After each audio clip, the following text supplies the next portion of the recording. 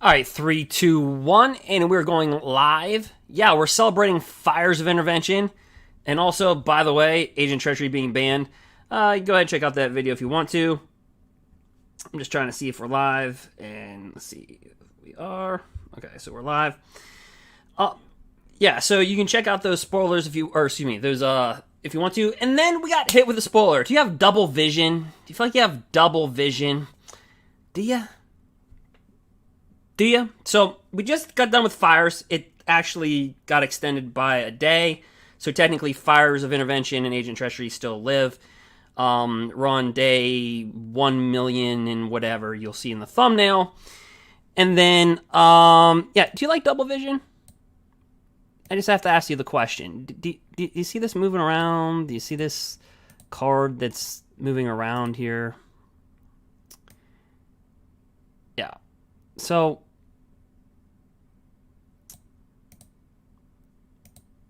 back to this card. So you see this thing right here?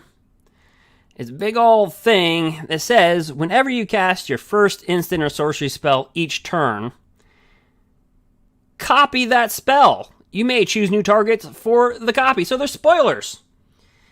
Yes, there's spoilers. And they're M21 spoilers. Yeah, so I was like, yes, we have you can see my series where we hunt Fires of Intervention. You can see when I play in the MTG Open. By the way, uploaded the video. You can see the white deck. It went 3-0. It's an hour long. And then it went up versus lurrus on match 4. I have that uploaded. You tell me what you want to see in the comment section. Oh, by the way, double vision. So getting back to this, Agent Treachery, Fires banned, and then M21 drop from the core set of M21 from MTG. Yeah, so double vision. Whenever you cast your first instant or sorcery spell each turn, copy that spell. You may choose new targets for that spell. Now, so what we're starting to see is a lot of Temur reclamation. We're going to get into some gameplay. But I just thought I would just kind of, highlight that because it doesn't say you have to target a specific instant or sorcery spell. Just anyone. Don't we have Shark Typhoon? Can we just do this right here and just kind of like just blow this up right here? If it'll let me get to it. Yeah, remember this guy, Shark Typhoon? Whenever you cast a non-creature spell, you just get a XX Shark. Remember that? Yeah. So you can copy a sorcery spell, then bring out a big shark. Yeah, we're going to get into some gameplay, but I just wanted to emphasize what's going on. And if you're like, well, okay. Well, we'll take away Shark Typhoon. There's another thing. So what about Wilderness Reclamation? Did you get to see that? So Wilderness Reclamation actually can be more devastating than Fires of Intervention when you're talking about turn 7 and turn 8. Because Fires really hurt you turn 5, 6, and 7, right? Really turn 5 and 6. That's really got you. With lukka, dropping down the coppercoat, blowing a creature up, fetching Agent Treachery, stealing your crap.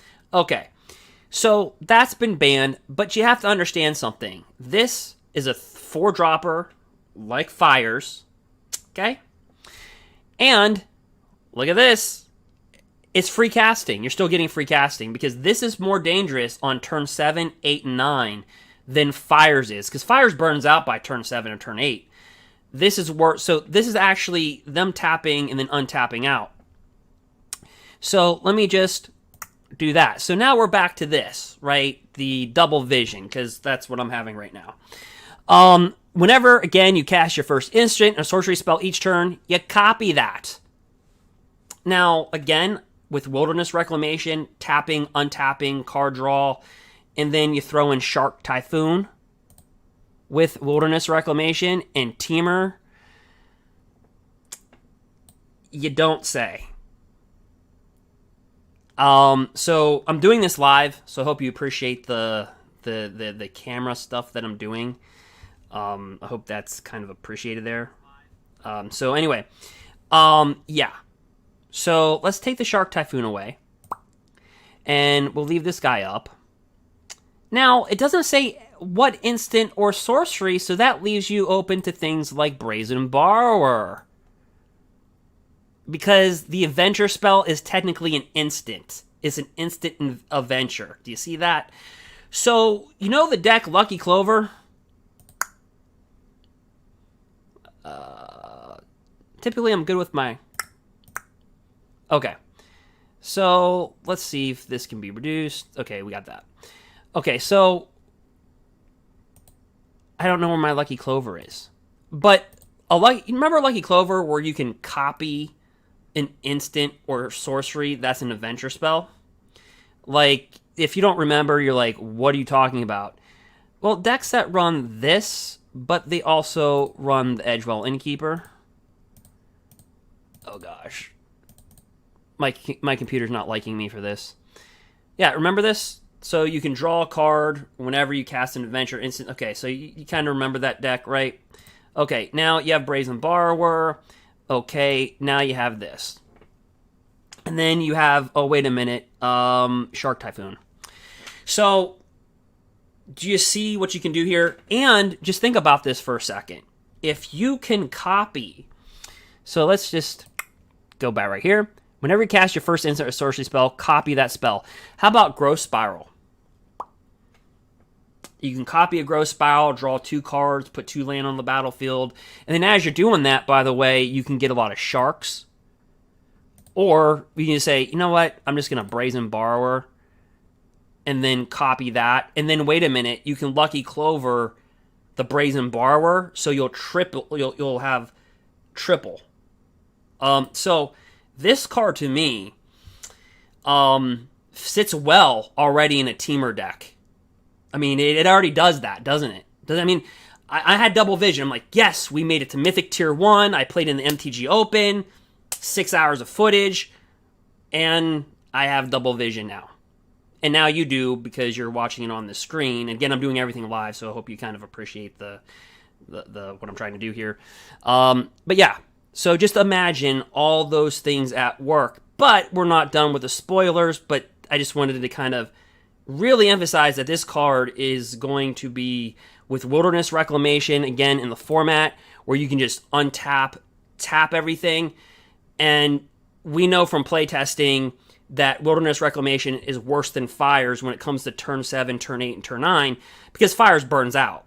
Reclamation, they untap, draw, and just can produce. So then you have Shark Typhoon, right? Right? So then you can, now when you cast things, not only are you doubling everything, but now you're going to have more sharks just everywhere. So I think that's going to be a thing. And if not, then we're going to make it a thing. And yeah, that's what we're going to do. So you have that.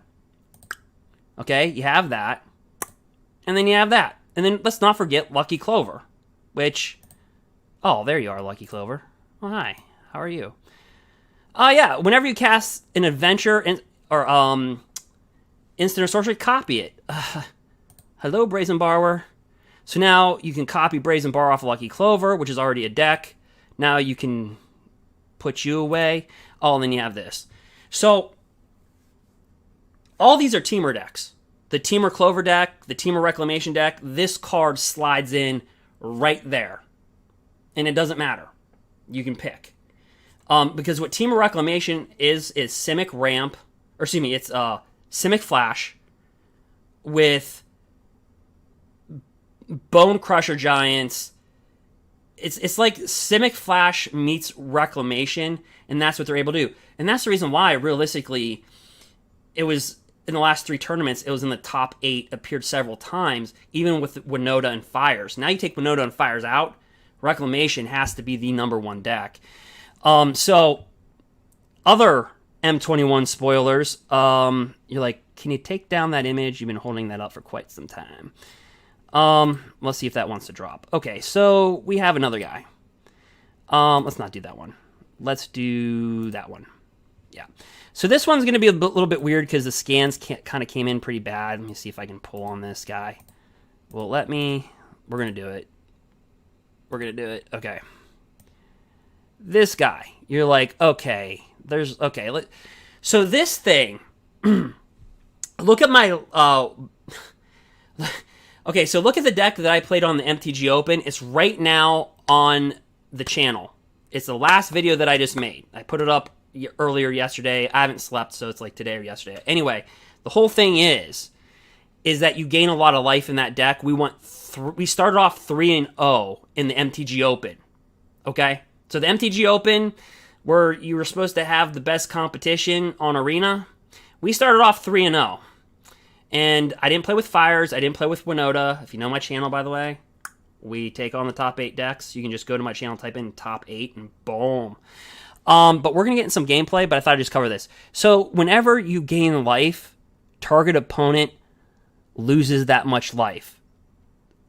So, and I don't think I'm getting this card in properly. And unfortunately, it's really, the spoiler just didn't really do too well in this one.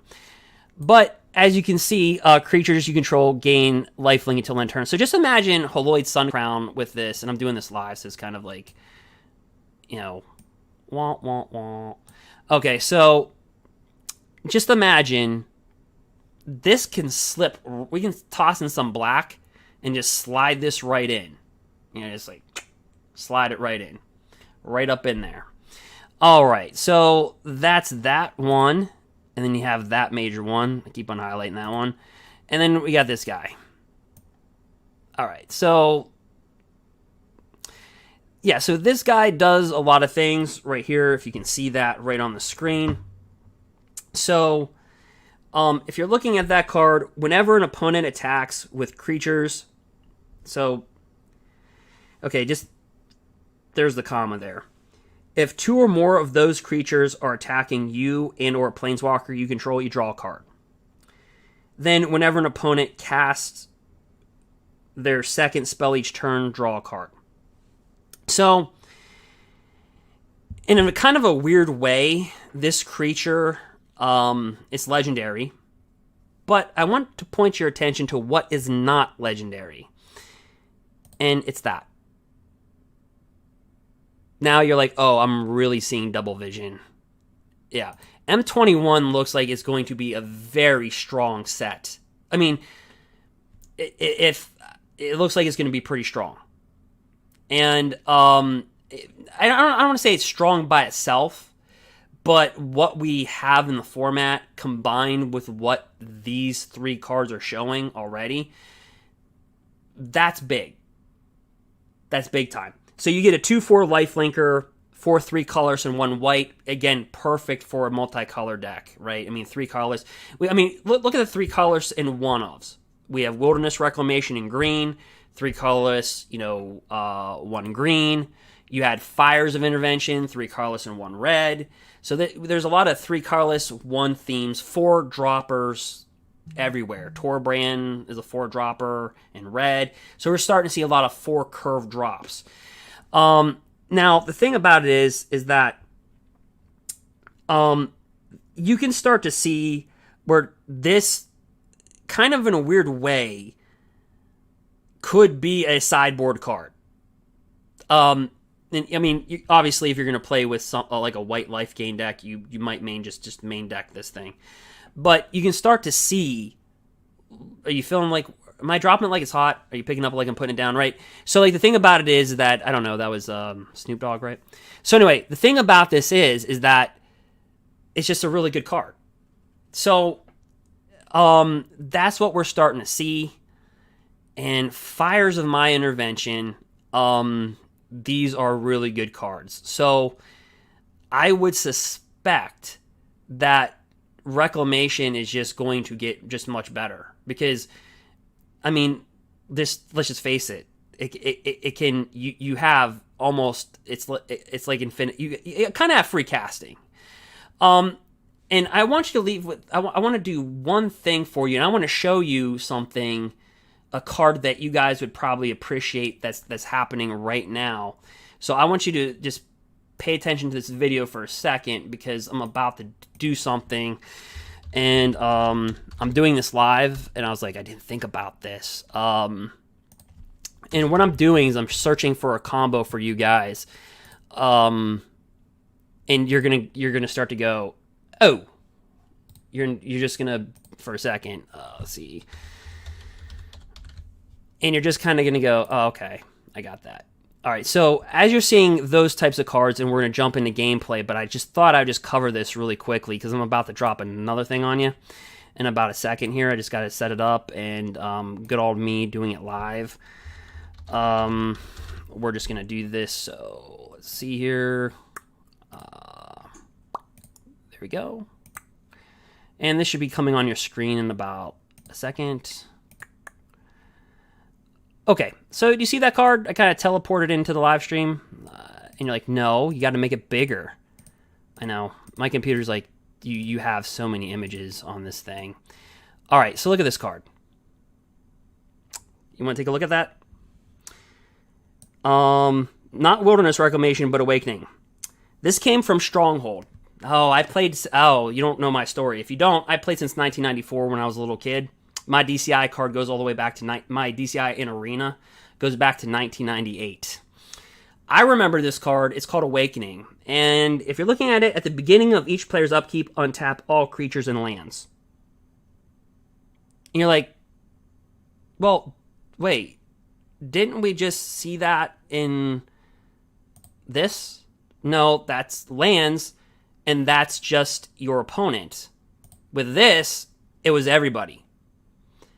What people don't know about this card is that there was a rule change on Awakening.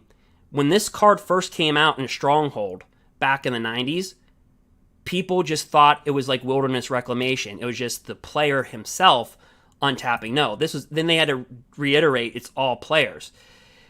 But this, to me, is kind of stronger than this. Because now, if you think that's like a cool combo from the history, and tell me if you want to see more history combos, because my brain's like a Rolodex. Hold on for that second. Let's see here. I think I have it.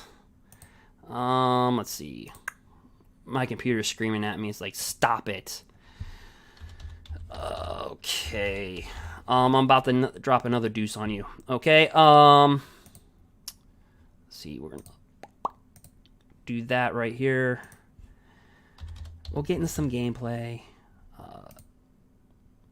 Okay, there we go. Okay. Do you see that on your screen? Just it teleported right there. I don't know if you see that combo right there, but it says tap 2 untapped creatures you control, return target permanent to its owner's hand. Now, this is from the 1990s Magic. This is from actually Tempest. Okay? And so people would play this combo. Let's just keep on adding the fun. If you want to see vintage Magic. Let's see. There's a card called Gilded Drake, and it just doubled in price. It went from $55 to $124 in Legacy. And let me see if I can find it here. I'll be popping it right on the screen. So let's just go. I don't know if I have it. Okay, there we go. Oh yeah, Gilded Drake. You see that? Again, this is not the M21 spoilers. I covered that at the beginning of the video. We'll come back to that. But you see Gilded Drake? This is Urza Saga, by the way, when you see those like little wheels. When Gilded Drake comes into play, exchange control of Gilded Drake for target creature and opponent controls or sacrifice it. So what people would do is drop this in, steal the creature, return it back to their hand using Trade Wind Rider. So you give them Gilded Drake, take their creature, bounce Gilded Drake back to your hand, steal another creature, and then you would go, oh, all my stuff untaps. Let's do this again. Let's do it again. Let's do it again. All right, little history lesson. All right, but yeah. So so these are the new spoilers. Really, the attention's the one that stood out to me was Double Vision. Right, that's the one that stood out to me big time. I was like, wow. Because it's so easy to get triple copies with Lucky Clover and this. And then you have Shark Typhoon. So really, you could have a deck with no creatures in it because Shark Typhoon will produce you the creatures. and you don't really have to worry about it, right? Because whenever you cast, when this delay hits, yeah. So whenever you cast a non-creature spell, create an XX creature with flying that's a shark. So it'll be very interesting to see where that meta is happening at, and where that's gonna go. So those are the M20 spoilers. But let's let this guy, so yeah, this guy I think's really good too. A 3-dropper. Whenever you gain life, target opponent loses that much life. Yeah, so I think that's a really good card too. So very, very good spoilers that we saw here thus far. And yeah, Agent Treachery is still available on, yes, he's still there. So we are going to hop in, and we're just going to dive in right into the deck that got us to Mythic status. Gruul deck, is it a top 8 deck? Well, with fires out of the format, yes. Let's find out why. I just thought I'd cover that. Fires of my intervention. Alright, so what we have here is a Bone Crusher Giant. We have a Love Struck Beast. And we have 2 Stomping Grounds. And by the way, I'll be giving out arena codes. I think I'm going to be doing it, so follow me on Twitch. I could do, so let me see here. Boom. Put it right in the comments. Yeah, so you can find me right on Twitch, if you want to. And so what I'm going to be doing is, if you subscribe here on YouTube, and then you also subscribe to me on, follow me on Twitch, I can give out arena codes a little bit more personally that way. So, because my arena codes that I give out, the biggest one was 10 minutes. That's how long it lasts. People have opened up Mythic Rares, booster packs, Shark Typhoon, the card that I just kind of covered. And you can already see that we're playing Temur. So just imagine now you throw in the M21 cards that we're talking about, and then go, okay. So Temur Reclamation's got to be the #1 deck, because I'm saying this because when we started playing after the MTG Open, this deck was like, I was like, wow, it's being played like fires. I mean, this deck is heavily played. So it's a really good deck. So, but it's just funny, I just talked about it, and now we're just matched up versus it.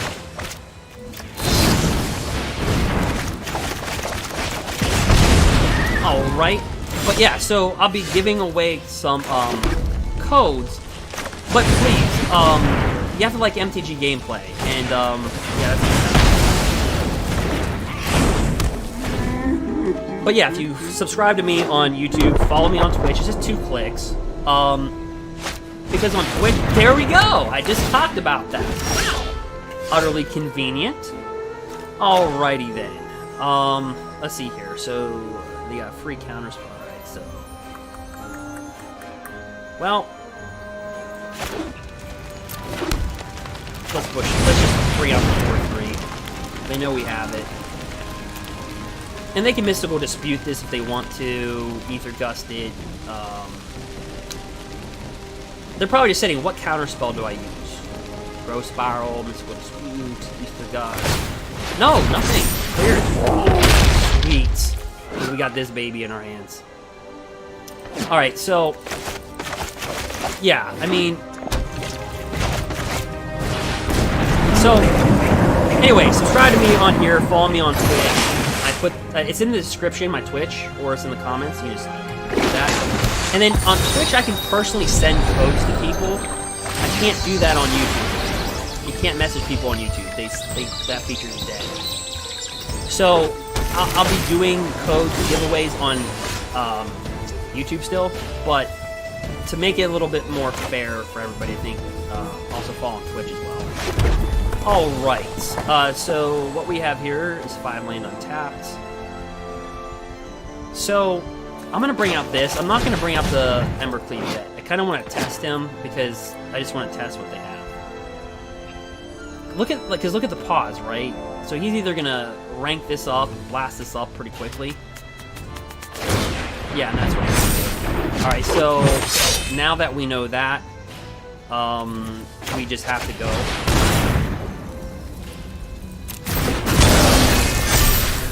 We just kind of got to go for it. There's just nothing you can do about that. And that's what I'm saying. This is worse than fires because they can, yeah, they can just tap out and just untap. See what I'm saying? So this is very interesting. And let's see here. We go 4. No, that'd be 2. So we're gonna go ahead and just try to get our kill shot right in here. It could be countered. We don't know. If it's not, it's game. We don't know. This feels like the MTGO Open all over again. It's like we don't know. There's a pause. What's gonna happen?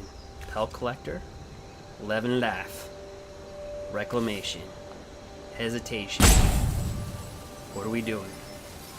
What are we doing? All right, he didn't happen. Alright, so for stuff like this, so Grafdigger's Cage obviously stopped Lukka and Agent of Treachery and Winota decks. It shut them down. Unfortunately, we didn't come across this until like the last 2 weeks, but I've been harping Grafdigger's Cage for like 2 weeks, just like Grafdigger's Cage, Grafdigger's Cage. I main boarded this in the MTGO Open. Anyway, so what you do is say, buy Domri's Ambush, and then you say, well, Destiny Spinner's really good. Creatures, enchantment spells you control can't be countered. Versus blue-white control. So, yeah, he's playing Temur Reclamation, so they kind of, like, live off that. And we're going to get rid of one Rimrock Knight and Mystic Repeal. So we're going to equal... So we have a main board of Shifting Ceratops in the deck. So, yeah, so here we go. This is the #1 deck, Temur Reclamation, for sure. Definitely. And you'll definitely see this a lot. A lot. Yeah, so let's see here. This is why people are starting to walk away from Fabled a little bit, because when you get a hand like this, come into play tap to set you back. Boy.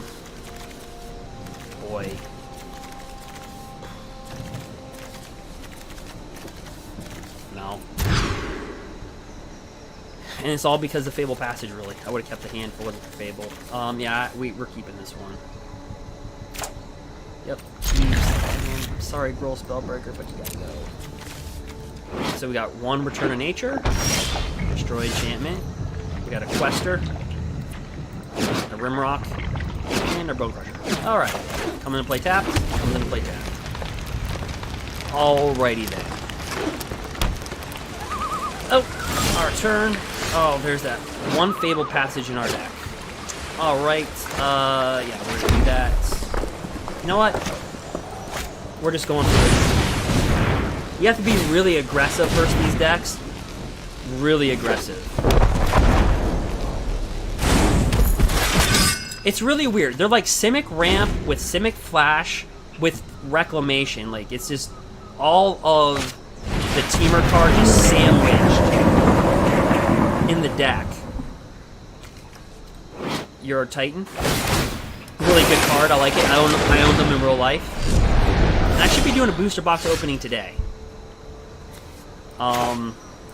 So right here, guys, we don't do 2 damage. We just bring out this guy.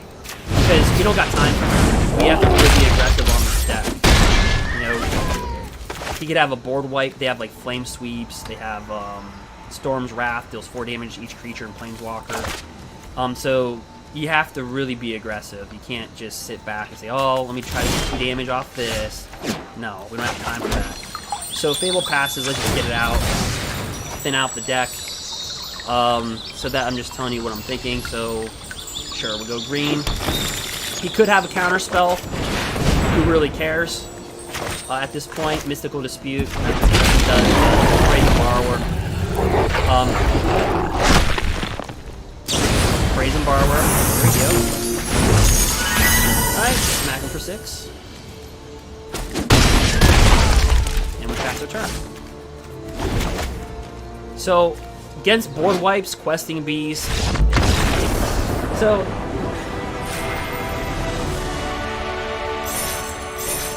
yeah, I mean, I think Gruul steps up. I mean, we already kind of made this a top 8 deck with everything, and now that it's gone. But Reclamation is going to be heavily played.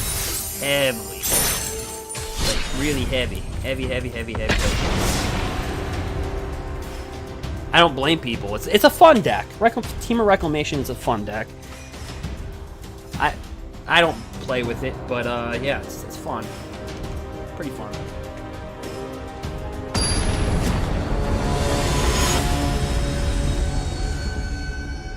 All right.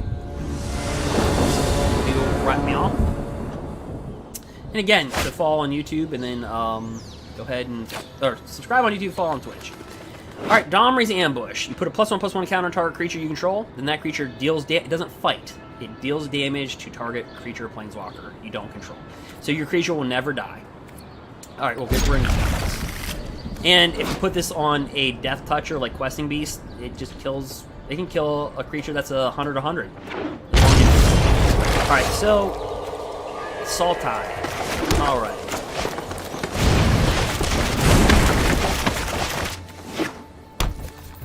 So, Sultai Clover? Okay. I did not see that one coming, and since I didn't see that coming, we need to flush out our deck pretty quick. Get rid of it. Yep. Drop down this little green guy, wrap me off. Because I have a feeling this is going to be a painful week. Don't you? Midnight Reaper. Okay, so Domri's Ambush is pretty awesome, but let's bring out this guy. Yeah. No attacks. Let it go. Interesting. Sultai. I mean, we haven't really seen Sultai without. I mean, there's Sultai control with. I forget what the card is. It's 6 mana, 2 colorless, 2 black, 2 green. It's something. It's I know that doesn't help a lot of people. It's something. But yeah, we're just gonna kill this. Don't feel like dealing with that. In response, he might Murderous Rider. Sure. See how that's copied? With Lucky Clover. Now imagine if he has that new M21 card, where you copy it again. Alright. So we'll just kill that. Yeah, I just had a feeling, the way that they play, it felt like a Murderous Rider type of guy. You know what I mean? He very hesitation. Seems like he has a card that he wants to play. The card I was thinking about is Casualties of War. Casualties of War is the card I was thinking about. Alrighty then. So we drop Edgewall Innkeeper. He's a 1/1. Very nice. Draw a card off Edgewall Innkeeper. Because whenever you cast a creature spell with Adventure, he's got Adventure, you draw a card. And we don't attack, we pass a turn. So these guys like to typically play Casualties of War. They can destroy a land, a creature. Wow. So he's playing like the old Golgari Adventure with a splash of blue. We haven't seen that since Oko. We have not seen that since Oko. He's attacking with a 2/3. So does he have that Knight that gives you, what, lifelink and Death Touch in his hand? Let's just get it over with, shall we? Yep, he does. Wow, I can kind of see his hand, can't I? Guys, it's the way that they play. I can't predict everything. I actually had somebody that was like, you can predict everything. It's like, no, you see the gameplay. So we're gonna drop this down first, and the rationale behind that is because you can read all this, and it's all fancy, but it's not. So whenever a creature comes into play that's bigger than this, it gets a +1/+1 counter. Whenever a creature dies that's bigger than this, it gets a +1/+1 counter. Cool. Alright, Questing Beast. Look, he got bigger. And he's got a bunch of 3/1s, so we're going to send a 2/1, we're going to send a 4/4, and go.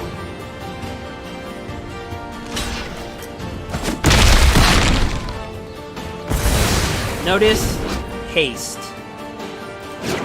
Haste. So he's at the 6 mana, he might Casualties of War. Yep, and I just predicted that too. Okay, this is getting kind of weird. I'm able to predict everything that he's able to do. I promise you I cannot see his hand. There's no trick to this. This is just how I play. If you watch me a lot, this is how I play. My brain, sorry guys, this moves really fast, and I'm able to digest a lot of information very quickly. So, anyway, it helps me out in pharmacology and studying diseases. Yeah. So, haste, it's like a blessing curse thing. Alright, so attack. Alrighty. So he's got 6 mana, 2 cards in hand. Probably didn't draw, well, he did draw mana, so that's, brings that out. Able to double that. Game left, all about that life. Yeah, this game's over. He knows it, I know it. Bring this down. It got, give it haste, yeah, haste. You can give this trample, so we're just gonna attack. Let him choose blockers. You can give this trample, by the way. He's got protection from blue, can't be teferied. When Agent Treachery was in the format, can't take it.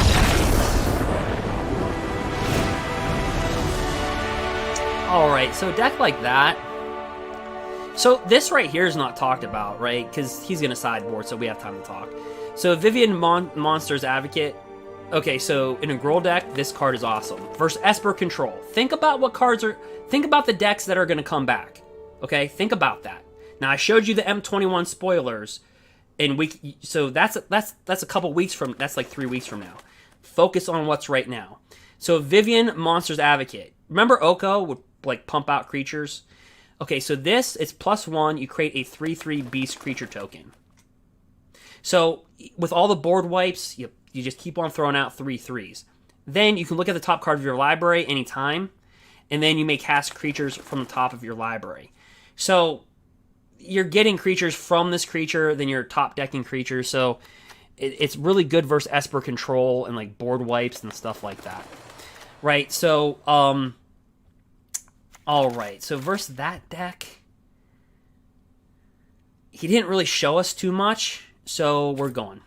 We're just going with what we got.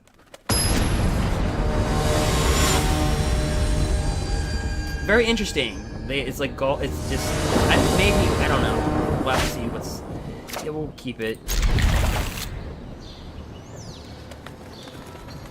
All right. Comes into play. Okay, so we're going to drop in Holy Pet Collector. Pellet Collector. Yeah, let me throw out Pellet Collector first. Right, let's do that. Lucky Clover, okay, so he's definitely got a good hand. Alright, so we're just going to drop this. We're going to drop that. And then attack for 1. Yeah, so Gruul, it's not aggro, but it's not mid-range either. Somewhere in between that, he's going to kill you. Yep, I knew that. He's going to copy a kill.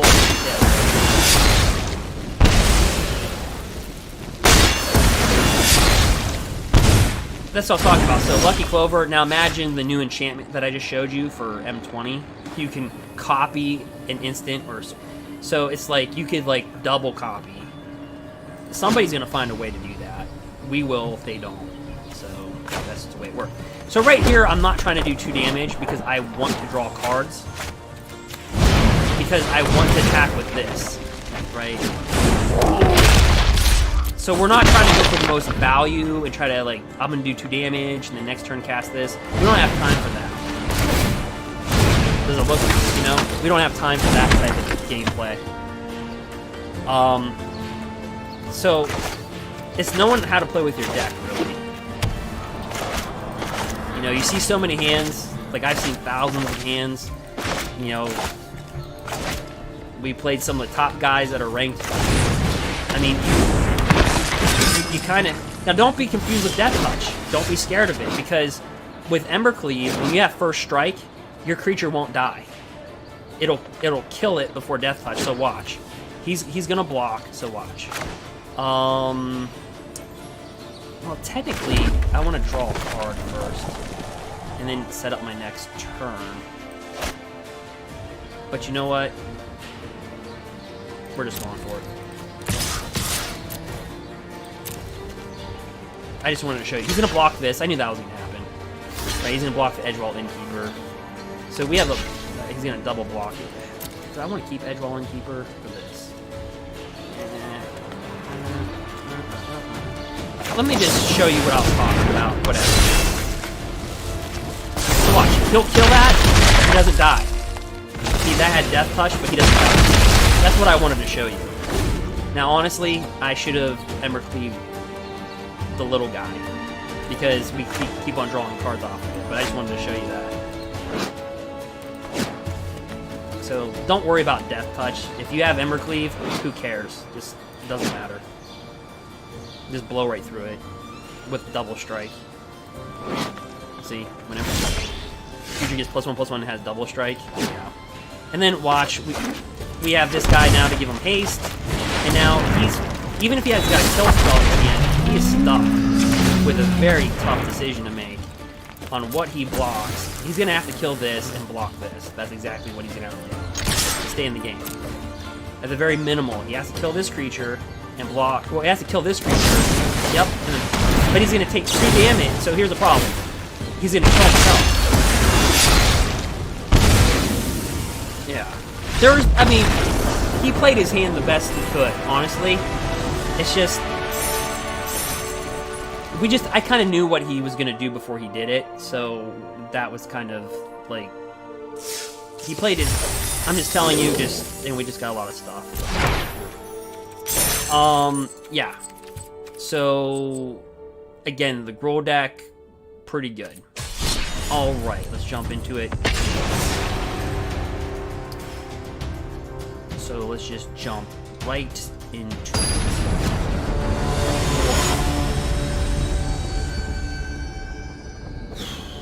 We might just rank up the diamond status pretty quickly here, right?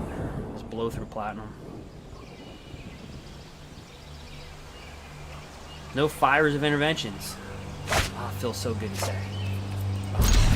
I was so relieved. Red deck wins, but of course, hello, our old dear friend.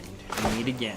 Alright, so this looks like a job for... Yeah, I'll put a 1/1 out there. Yep, so we're back to... back to reality, people. Light up the stage. No. Steamkin. Yeah, you have to kill this, right? So don't think about the red deck that you thought you knew. Think about the red deck that you knew 3 months ago. So whenever you cast a red spell, you put a +1/+1 counter on Steamkin. If it's got 3 1/1s, you remove it and gain. So that's how they ramp up their Torbrands and their Embercleaves. Yeah, so you have to kill that. Like this. And then you just attack because we're not going to block with this, so he's got it open. But that, you have to just restrict them off, right, from their mana base. Get them, you know, that's just what you have to do versus red deck wins. Just say, see, now we're Gruul, we have a lot of power, we're pretty big. So now, if he even Embercleaves, who cares? We have a 5/5. We have a 5/4. We're big. We're a 4/3. I mean, you know what I mean? So, okay, we can't attack with him, but he's a... Okay. So, what we're going to do is we're going to bring this guy out, right me off. Bring this guy out, right me off. And watch Steamkin go. If he can drop a 3rd mana. Obviously he can't. turn. And we're not dropping this because, let's see here. We are choosing to use, let's see, so we give him +1/+1, +3/3. Yeah, so we're gonna make this guy yeah, we're gonna make him bigger. Yeah, Domri's ambush is just so good, underrated. All right, so we'll pass. We don't cast our spells yet because we're on our attack phase. Now he could hit this for 2 damage and then block with this, and this would die. He could like shock this, right, or bone crusher giant with this, or do it to this. Or just do that. I figured he had something. Alright, so we're just going to drop this down, 2/1. And see how we kind of just put the pressure on the opponent? Now, he is getting land hosed, so let's not, like, celebrate our deck here. He just got the shuffler. It happens to all of us. So with this, honestly, I mean, you just kind of play it. Gruul's just good. Sometimes you just go, you know what, you can just play it. We don't need to really adjust here.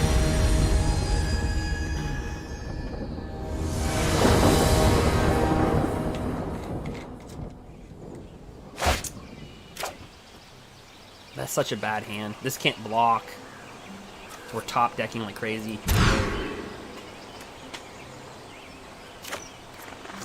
Keep 6. Take him out. Actually, crap. I understand they're going first.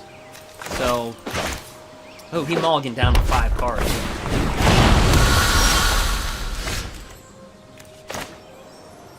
Shuffler's not being kind to our opponent.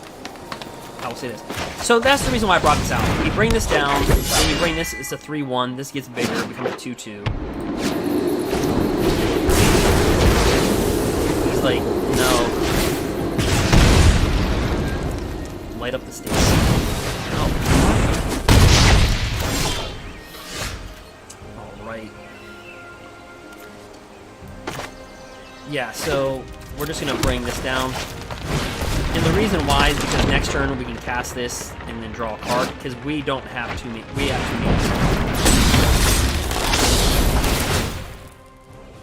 many. And he took our paradise. And we cannot block it. Oh man, we're not getting mana either, so it's... Yeah, we have to clear that. Nope, not it. Yeah, the shuffler's like, you know what? They're like, screw you both. Look at the shuffler go. You know what? Kill that too. Cash me outside, how about that? Alright, no, we can't attack. We have 2 mana. Who's gonna get the 3rd mana? Will it happen? Who's gonna get it? No! We drew a card and we still can't get it. Pass? Who's gonna get the 3rd mana? Is it gonna be me? No! We have mana. We both, I mean, we have mana, right? Look. Does he got a Rimrock Knight in his hand? Does he have a Shock? He probably, does he have Light Up? I don't, we'll take it. Does he have Light Up the Stage? And then he's going to cast it for 1, Spectacle it. I don't know. Nope. Okay, he does. There's the land. We still don't have land.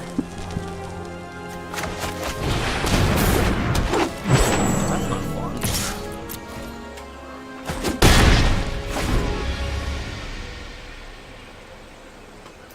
That's not fun at all.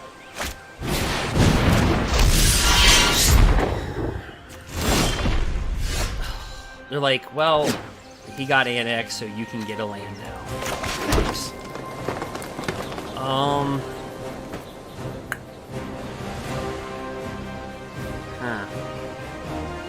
Bring down a 4/4.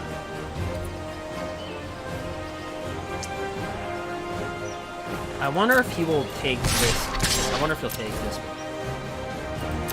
If he'll block with the annex. I wonder if he'll do it. He doesn't. Dang it.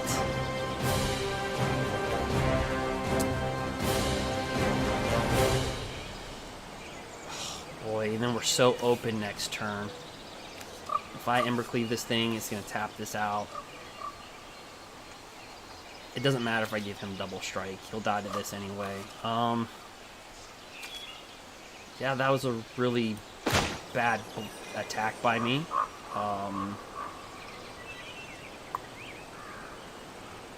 You know what? We let it go. And we're going to drop this down and make him a 4.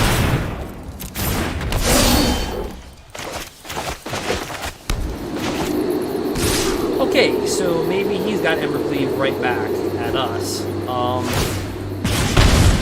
Probably.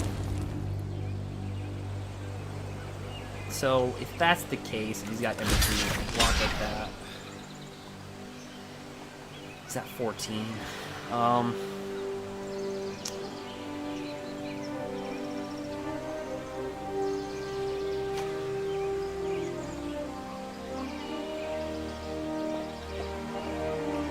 Yeah, show it. Do the Embercleave. Tap 3. Yep.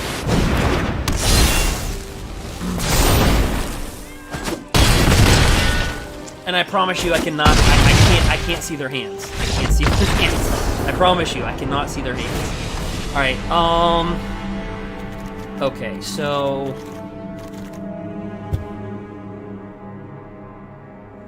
Yeah, we have 29 creatures or curbs 3.0. Let's curb it down a little bit, bring in Dommer's Hammer. We should be at 2.9 now, right? Mathematically. Yeah, we're at 2.9. Right, 28 creatures, so yeah. All right, don't ask. I just do that. All right, so 2.9. So.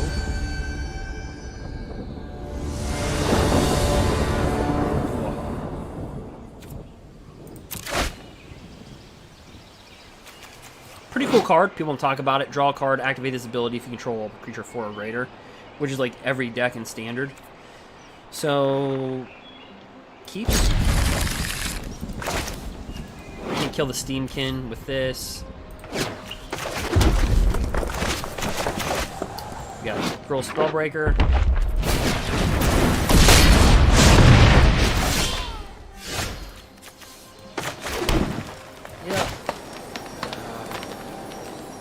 See, I really... If he brings down Steamkin, I really just want to kill it.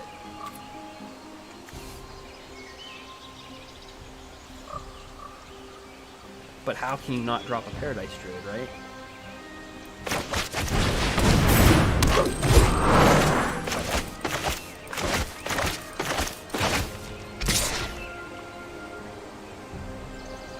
Yeah, I'll block. Oh, no, it's not first, right? Light up the steam. Steamkin. It's like always there. It never dies. Well, okay, so we're not going to use our mana, so we're just going to fetch it out. We're killing the Steamkin, obviously.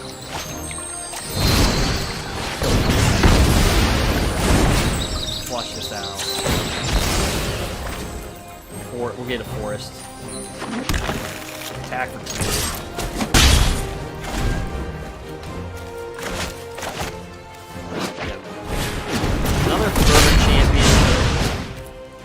Take 4, we got 14. Unless he's Grimrock, hopefully he doesn't have light up the stage. Which he does. Which he got 2 of these, so that sucks. Alright, well then, since he's got 2 of those, he's gonna have to tap out on us.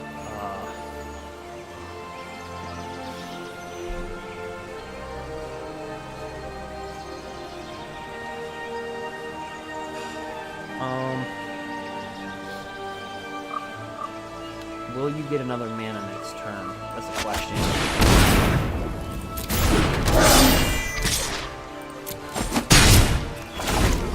If he gets another mana, then he's gonna double. Yeah, he did. He's gonna double nuke this. Yep. Do it again.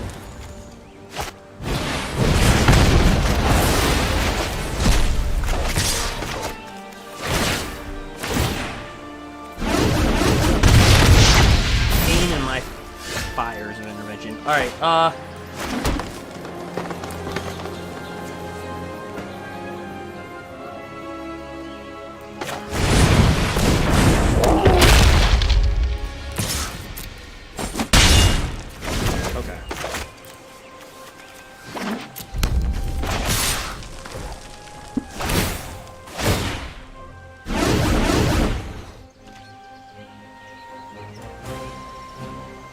Okay, so he could have Ember Cleave.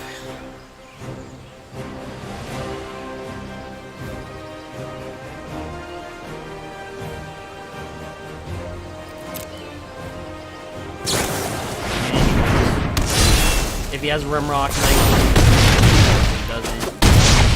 Right, 2. Alright, so here's how it's gonna go, ladies and gentlemen. Children of all ages. Attacks. Ember Cleave. This guy. We're gonna get out of here with a win. For the dub, maybe. Right? Oh, we just have it! Oh my gosh. There you go. Walk out of there alive. Alright, so we kind of swept tier 2 pretty easily.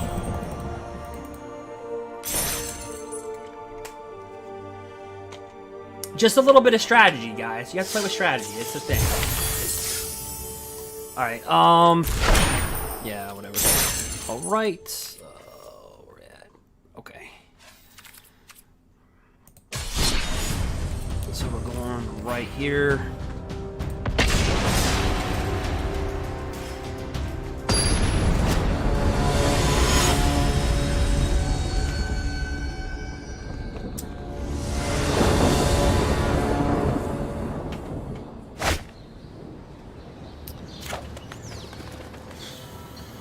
I don't feel confident about it, but we got Igwell, Domri, Quest. Mulligan once.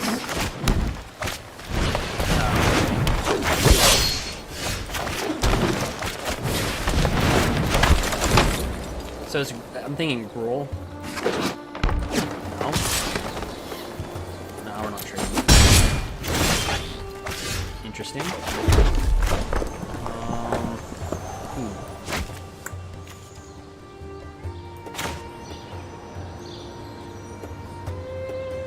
Yeah, I like questing beasts coming out turn. I like questing beasts coming out turn 3 because he's either. I'm thinking he's Gruul, guys. I don't think he got his red mana. I don't think he's mono green. I think he's Gruul. There's nothing to suggest that, but I think he's Gruul. So if that's the case, that's it.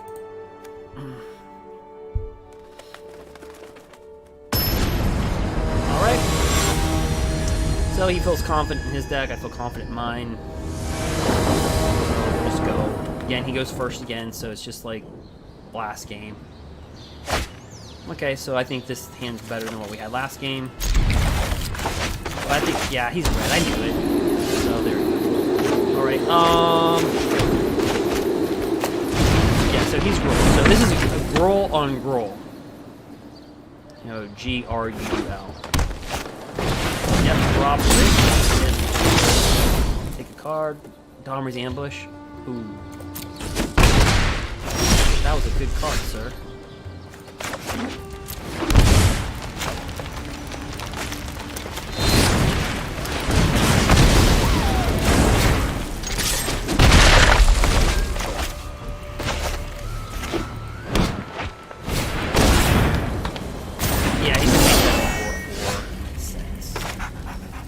Bring out our big 5/5 here.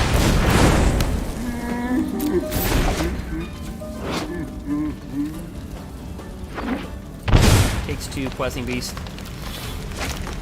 No.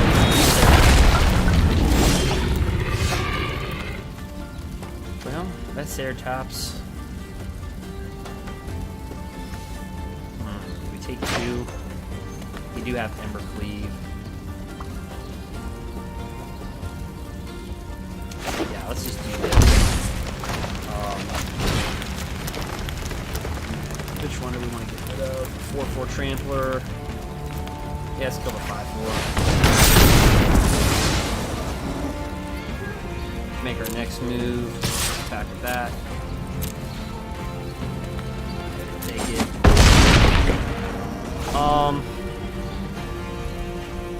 You get Ember Cleave next turn. It's a possibility. Let's just bring down a 3. I can't block, but they'll make him think twice about attacking, right? Because if he had an Ember Cleave, then we would attack him and the game would be over. We have Ember Cleave too, so he's gonna kill this right here. Yeah. I knew that was coming.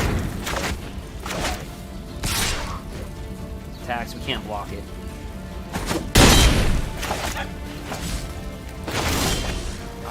But we got Pelt Collector.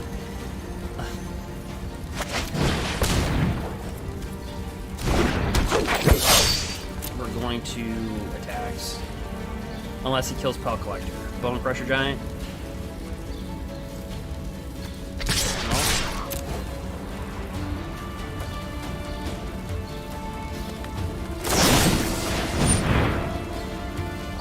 Okay.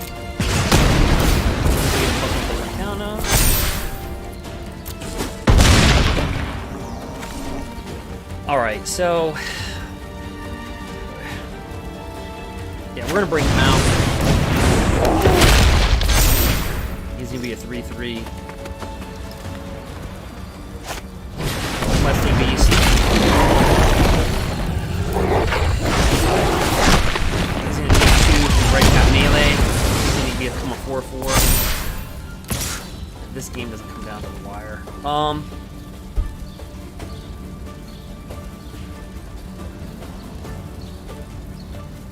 He's got no cards at the end. Alright, so if I get a land next turn, I'm gonna gamble. Nope. And that gamble kind of paid off. Alright, yeah, he has to block with both creatures or else he's done.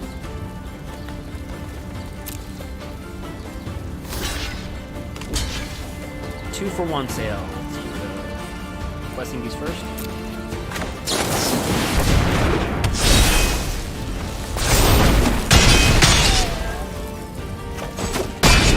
And then Bone Crusher.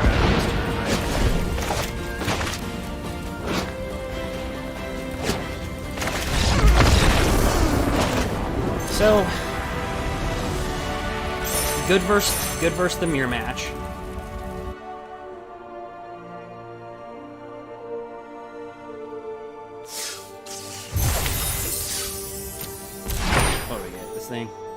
That thing's so annoying.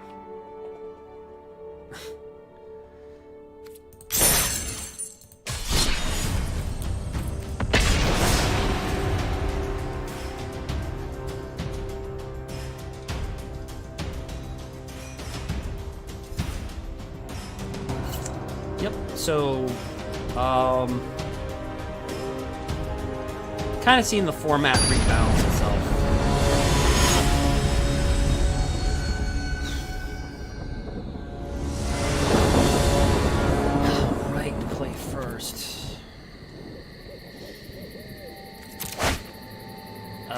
We'll go first. Fable Passage. You can't take it out of the deck, but it's just there. I just put one of them in the deck just to thin it out in the color fix. Alright. Pay 2 life because we like pain. We don't really like pain, I just... Edgeroll Innkeeper. He's got sleeves. See, we're scrubs. I don't have any sleeves. I do, I just don't like to put them on.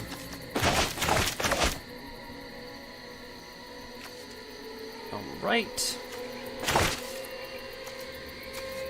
Anyway, we got Bone Crusher Giant. And shifting my Ceratops.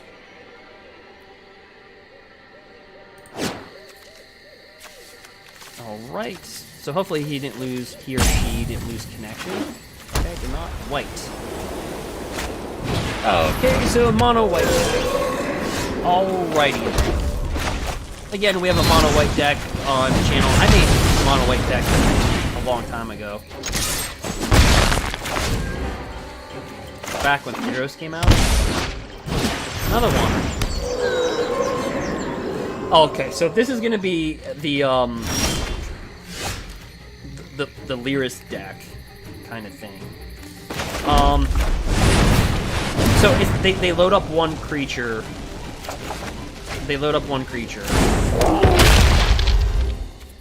And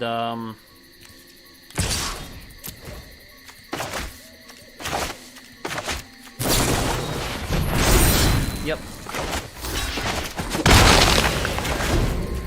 So they load up one creature, they make it really big, and then they just swing with it, kind of thing. Yeah, so whenever a creature enters the battlefield under your control, scry 1. Whenever you cast a spell that targets a creature, draw a card. So that's kind of like their gimmick, right? Alright, so let's flush some land out. It's a really good deck. It's annoying as crap. Well, let's see if you got well, how about we bring...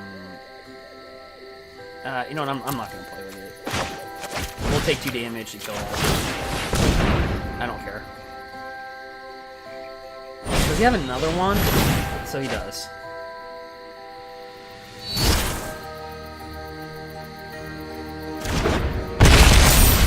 He gets a +1/+1 counter anyway. He gets protection from red until end of turn.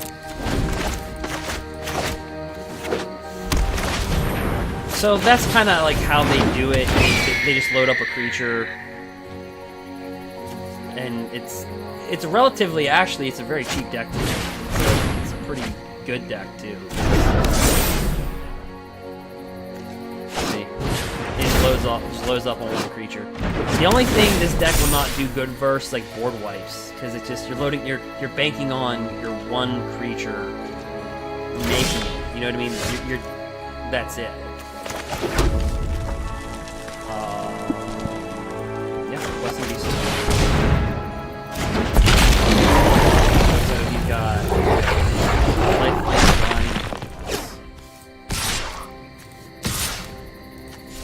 So technically he could sack this, give this protection from whatever, but we'll give him that option. He take damage, right?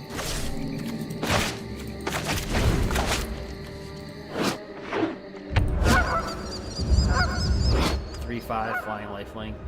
Vigilant. I can just attack with it.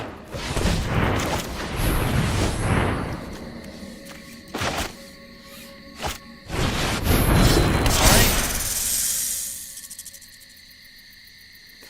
You know what? Kill this deck, just return to nature. Because it kills the snake. It kills everything. So, he'll gain that.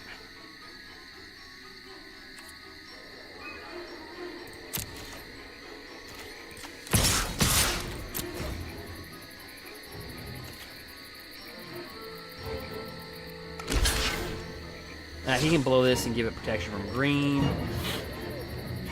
But you can't do it after you declare your blocks. The problem is, if you give something protection after you declare your blocks, it'll die from that color. You have to declare it before you do your blocks. I've made that mistake, and I've seen opponents make that mistake with this card. So you sacrifice this, target creature or enchantment you control gains protection from a color. You have to do that before you assign your blocks. If you do it after, it's already going to be blocked. I've made that mistake, so have other people I've played against. Down to 9. Let's bring a 5/5. And then let's bring a 2/1 in.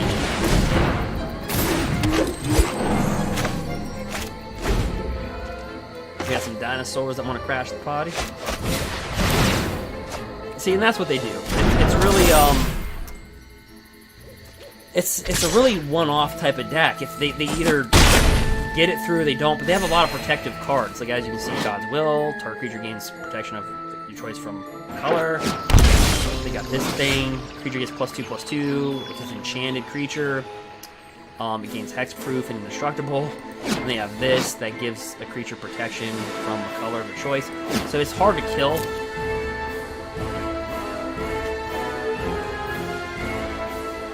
So that's a big boy. 4/6.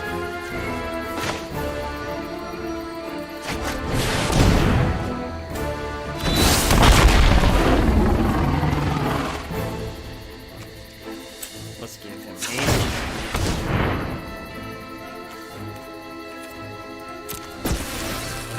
Yep. Let's just attack.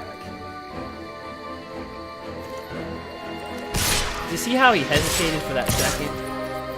Did you notice that? Is he gonna just drop a 1/1?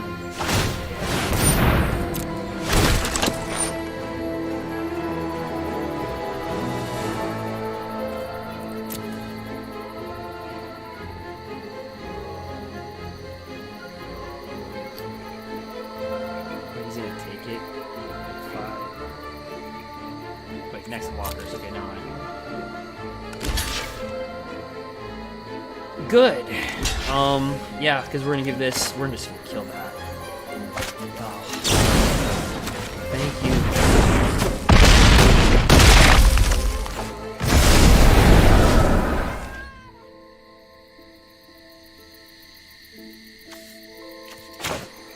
How we got out of that was luck. We're not even out of the clear yet, right?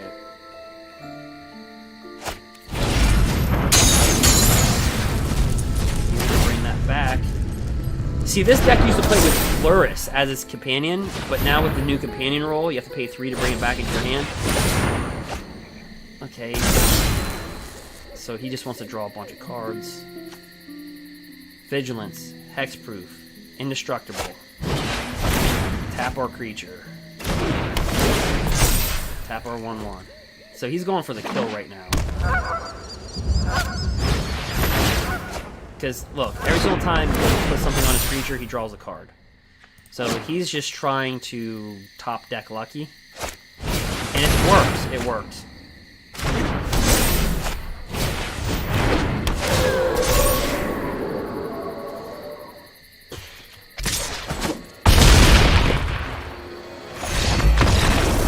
Alright. So, a little different. I still like Domri's Ambush, but you gotta go. Because, like, Return Nature, Destroy an Enchantment, yeah, that's good. That's good. Yeah, that's good. Mystic Repeal, that's pretty good. And you say, you know what? Yeah.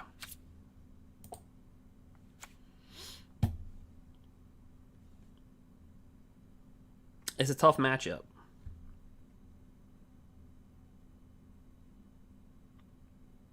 That is for sure.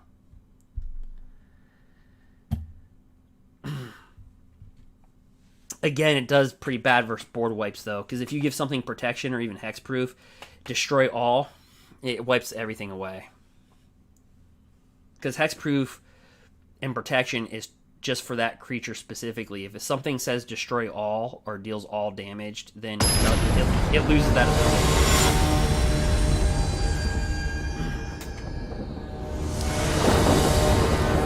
Alright. Not the greatest, but put target enchantment on the bottom of its owner's library. We got Gruul Spellbreaker. We got Bone Crusher. And our opponent's probably like, I don't care what you have, just play. We have Paradise Druid. We got some Cleavage. This thing is so annoying.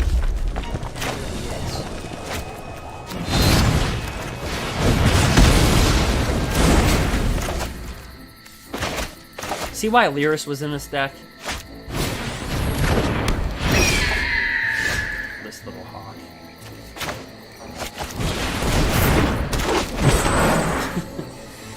Don't be like the red deck game. Is like nobody gets mana. All right. Yep. Load it up. Oh, get her done.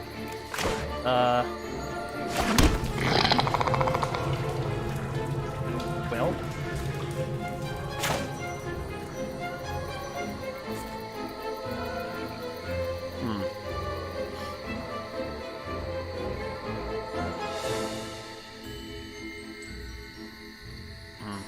I'm gonna play some beast.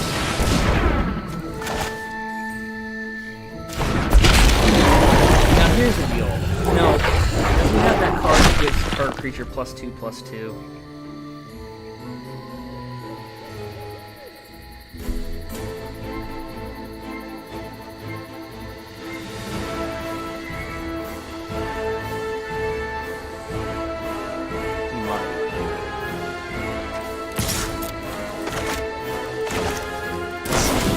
Yes, she had the exact card that I talked about. The only card in the deck that can work.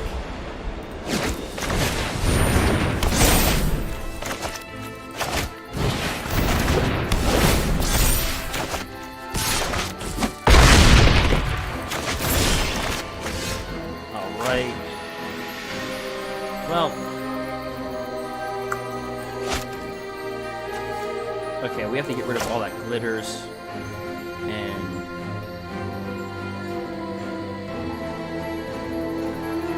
take some pain. So we're gonna drop this guy down into the floor.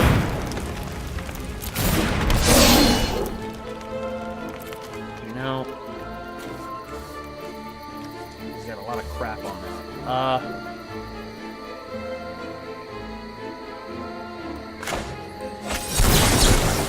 So, that one.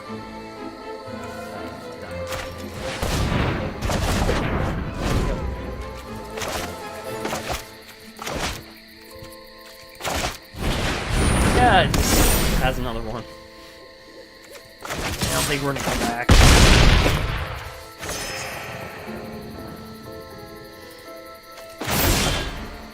Oh, this thing always shows up, huh?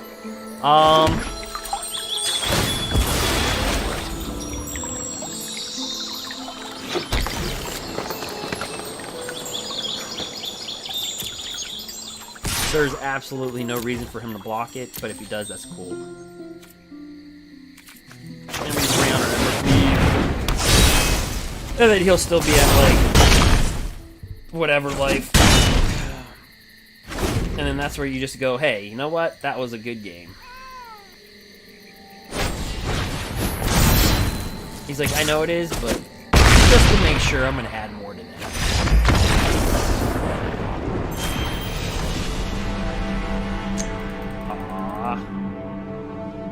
If we would have won that one, we would have been 1-1 away from Diamond.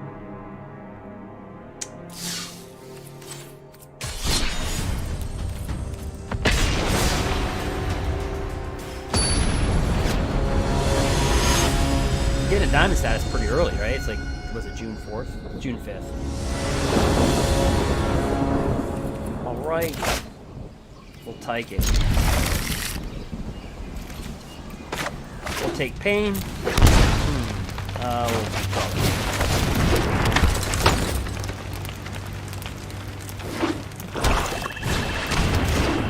Great. So we're seeing everything. We're seeing ovens. Strong bass, strong card.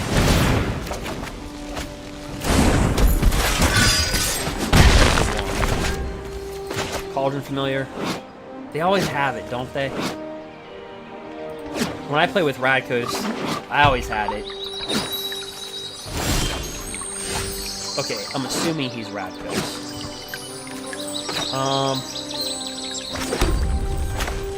Well, let's not do anything first. Let's go to... You know what? Just in case this dies, I want to draw... Yeah, Yeah, I want to draw a card because we need to get mana here for our 4 drops. Alright, so we got it. So I feel a little bit more comfortable. Just in case, I don't know, he has some weird card that comes into play that blocks the thorn.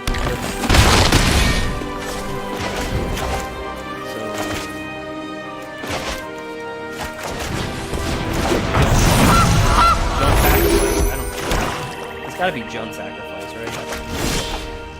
Can't be anything else. Okay, so this is like where we just have this attack everything. Everything. Just take it.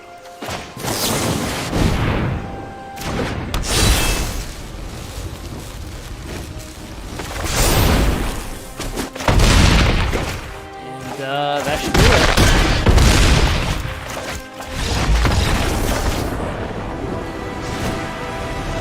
Junk Sacrifice. So you can put like things like Grafdigger's Cage in there, creature cards in graveyards and libraries can't enter the battlefield.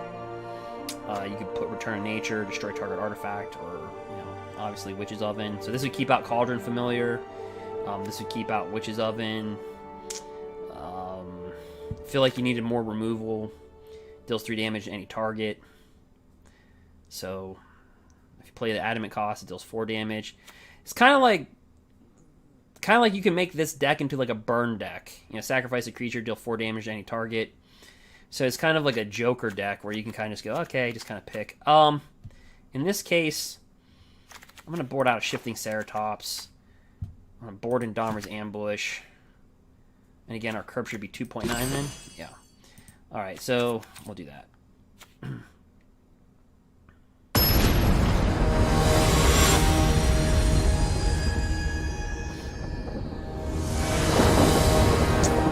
Bob.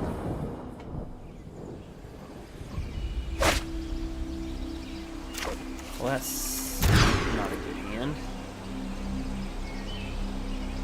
Neither is this. I have to take it. I gotta put a...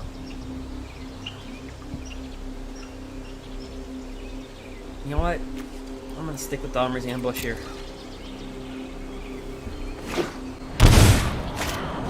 Yep. So drop this guy down, and I always just like to kill their mana producers, just because he's probably playing 3 colors. He only showed us 2.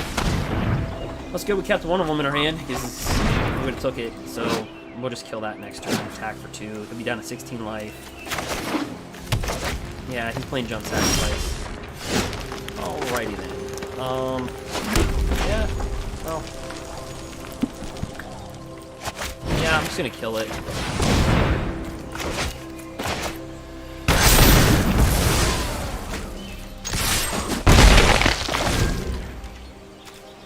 I just... like, you know what? I'm gonna kill yours. Like, how do you like that?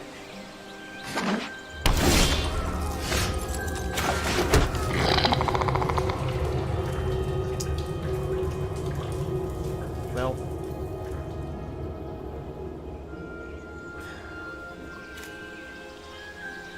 yeah, I'm gonna bring that down.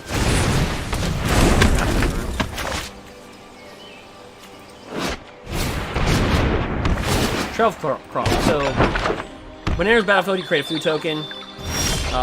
Whenever you sacrifice a food, you pay 1. If you do, you look at the top 2 cards of the library, you put 1 in your hand, and the rest at the bottom. Oops. Let's flush this out. Yep, flush that out.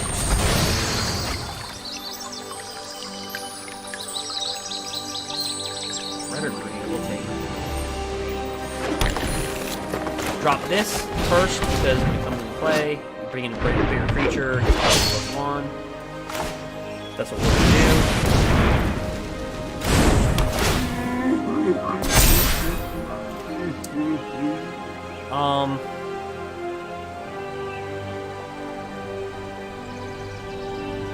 No, it's just not worth attacking for 1. It's just not worth it right now. He's going to blow this. I'm surprised he'd not blow Fabled Passes up to thin his deck out. So if he's playing that, he might have Claim the Firstborn.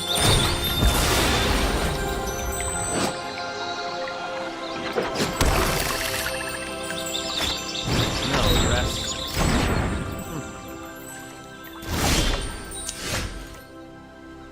Yeah, so we'll draw. Well, let's. How many cards do he have? So he can bring that back. But if he brings us back next turn, he taps out. So he just blocked with a goat cycle. So let me give him the.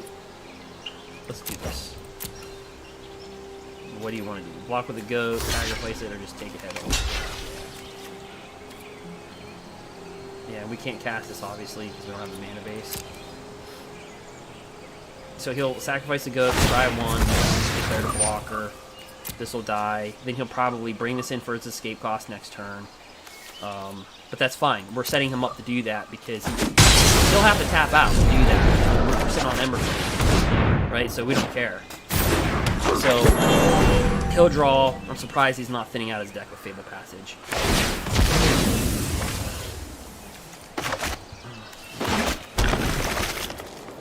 So he's gonna use his escape cost more than likely. He's gonna bring it out. It's gonna be a 4/3 creature, or it's gonna be a 5/4. But it doesn't matter. We have Ember Fleet on top of this. Yeah. So now he could just block.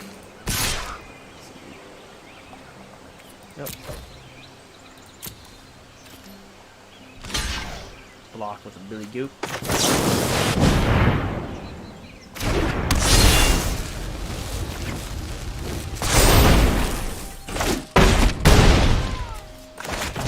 Yep.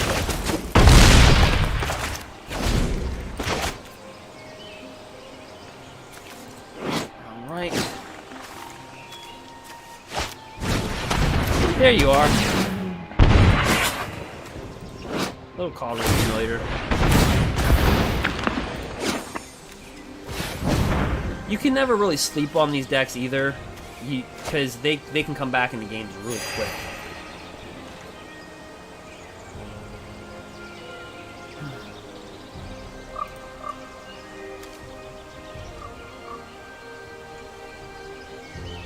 Like, he's a witch's oven away from doing it. Alright.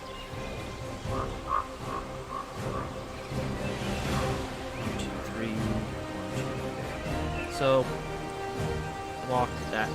Well, he has to block this to that. He has no choice. So take 2.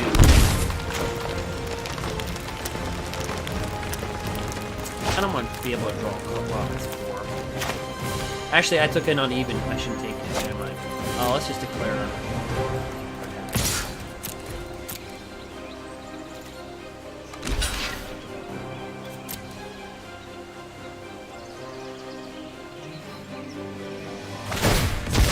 Alright, so he just sacrifices the kitty cat.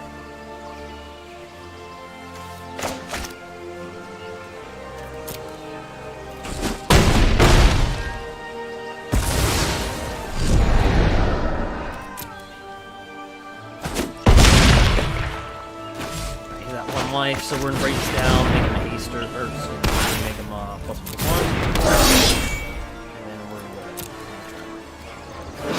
So he's a 4/4 with trample.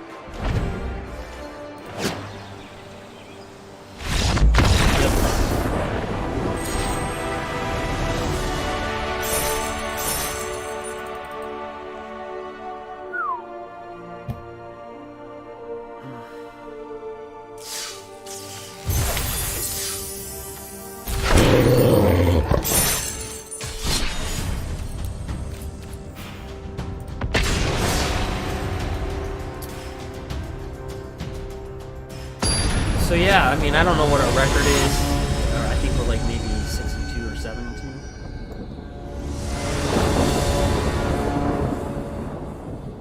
Play first. That That was bad. Not a good hand, but we have to take it because I don't like to mulligan twice, especially when you go first and you're not on the draw. So we'll get rid of.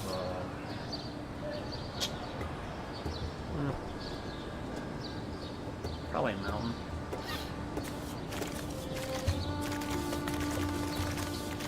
We're just waiting for our opponent. He's deciding the same thing we were.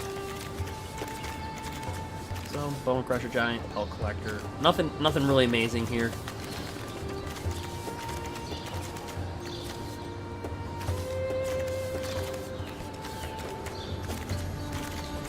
But yeah.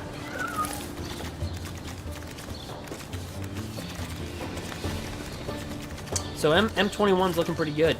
Looking like it's gonna be a good. It's gonna be a pretty strong core set. That's what it's looking like.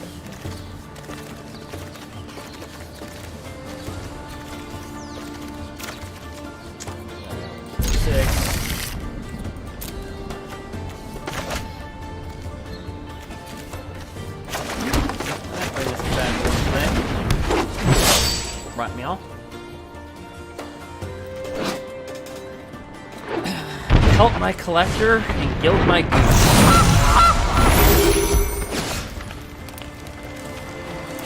And we always kill things.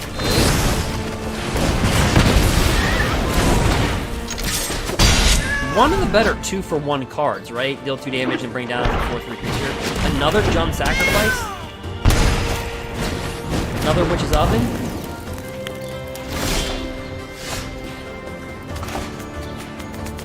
So, we're going to bring this out so we can draw a card next turn. We need to draw cards. There's no sense of blocking, because he'll just block and bring the cauldron from another, so no. So he'll blow it up, gain his 1 life, bring it back into play. Yes, sir. So, if Edgewall Innkeeper on the battlefield, whenever you cast a creature spell, as a adventure, draw a card, we got the Collector. And we're getting smacked in the face by a cat. It's literally just a cat. It's not a cat elemental, just a cat. I'm a dog person. I'm not a cat person. I mean, I really mean that in real life. Oh, Speak of the Devil, Mayhem. Yeah, so this game's like toast. He's gonna kill Edgewall Innkeeper.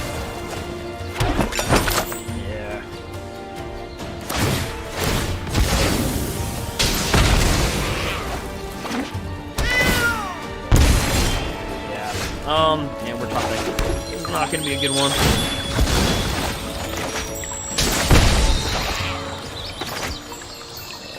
Doesn't matter.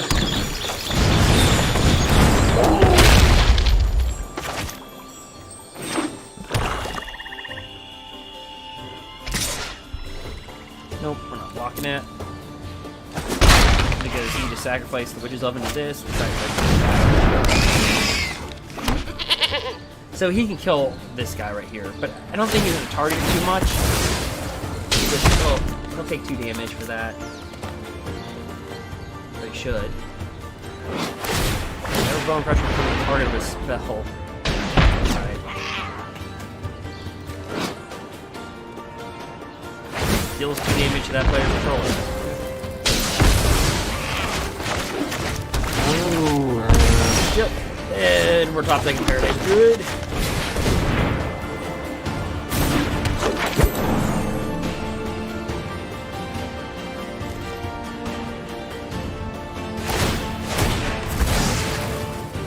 Now, this board, so he's really heavy on the sacrifice, right? He's really heavy on the sacrifice part.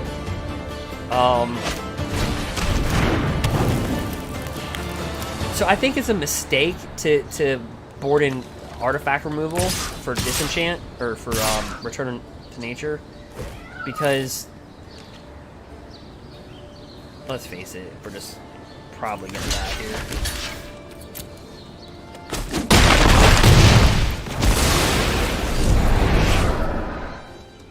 But I think Grafdigger's Cage, where he cannot get Cauldron Familiar or this out of his graveyard. just cut them off.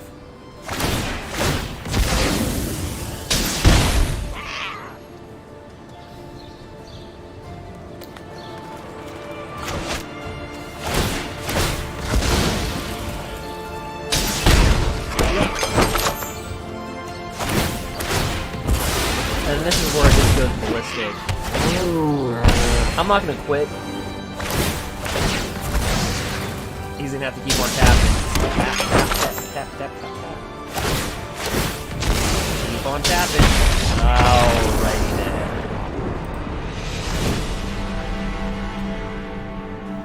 then. So there's a couple ways you can go about this. You play Return to Nature, destroy an artifact, which kill Witch's Oven. It's one way. One way. Or you could say, well, creature cards in graveyards and libraries can't enter the battlefield, and that cuts them off the Cauldron Familiar, and that cuts them off of bringing that Woe Strider back onto the battlefield with escape cost. So for 1 mana, you've pretty much taken out 2 things that they can do, whereas this is just a singular thing that you can do. So, you know, I mean, the math says you put this in. That being said, you know, Shifting Ceratops doesn't need to be played in here. So we can board 3 diggers. And we can still leave a Domri's Ambush to kind of wipe away some of the other stuff. And, yeah, you just have to go with it.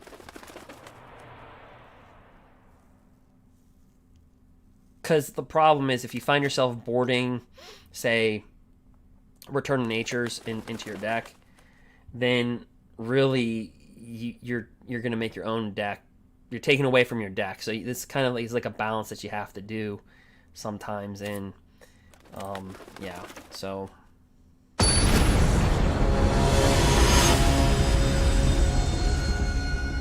It's like a little balancing act. Right, play first.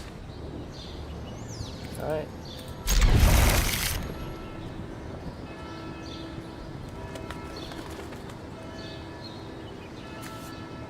Alright, so what we have in hand is Bone Crusher Giant. We have Embercleave, Paradise Druid, 3 lands, and a Fable. Alright, so let's bring that on the battlefield tap. Probably should have played this and just flushed our mana out. It does the same. We'll bring this down. I'll bring down Paradise Druid. If he drops down like a Gilded Goose or anything, we'll kill it.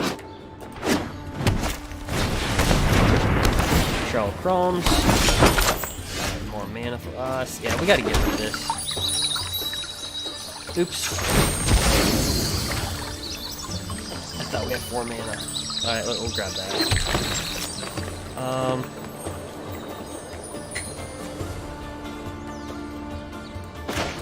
Yep, let's bring out a Rimrock Knight. Yeah, slide up in there for 2. So we have 3-1, 2-1. They got Trail of Crumbs.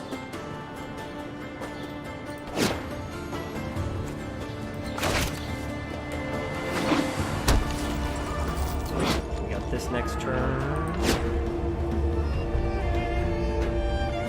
So that's the battlefield. So far we're like 7-2. Again, if you're just joining, you can check out the beginning of the video, go over the spoilers of M21. But right now, we're kind of riding this diamond status. We're blowing through platinum. Just blowing through it. Alright,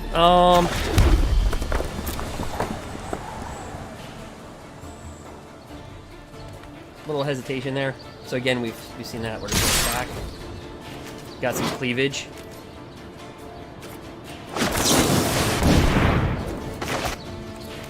I wonder if he's got a kill spell. But we'll try it. Just even getting this on the battlefield.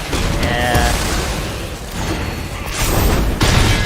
Noxious Graph. So he had this hand. Destroy target creature or planeswalker that's green or white. Pretty cool. Plus you gain a life doing it. Alright, Jund Sacrifice. So we just played first Jund Sacrifice our last game. We beat it. We swept it 2-0. And we got another Jund Sacrifice back to back. Jund Sacrifice.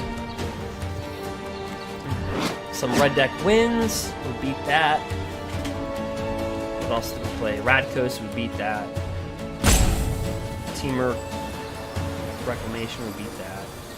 We lost to, out of all the decks, we lost to a white green deck, where they just load up their creature. Flame Firstborn, smack us in the face with their own creature. Right there, smack us in the face. Does he have the Witch's Oven? No! So again, this will pay off Grafdigger's Cage. Creature cards in graveyards and libraries can't enter the battlefield. I've been pushing this card so hard when Lukka was in the format with Agent of Treachery. I'm like, just play this card. Play it.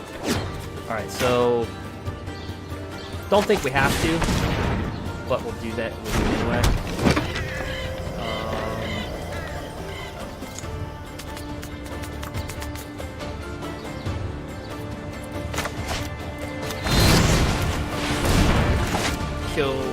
We killed a goose. We got our knight's got some cleavage right on him.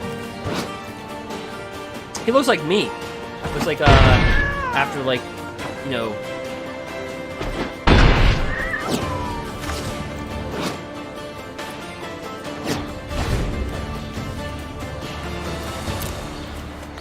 I think there's like a lot of people right now. Like, and they have like a beard. Alright, so it's 12-3. Food. He's gonna draw his card. So, again, when you ever sacrifice a food, you can pay 1, which he did. And then basically look at the top 2 cards of your library, pick 1, and put the rest at the bottom. So it's kind of like a scry 2, put 1 in your hand, put 1 at the bottom. And of course, he takes Cauldron Familiar. Alrighty.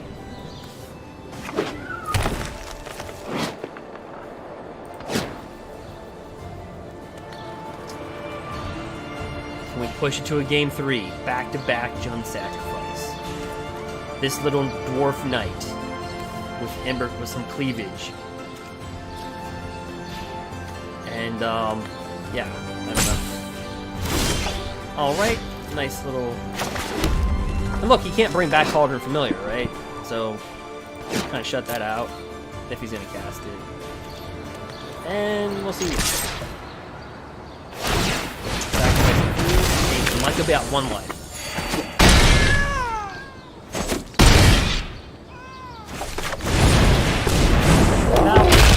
Alright, pass 1.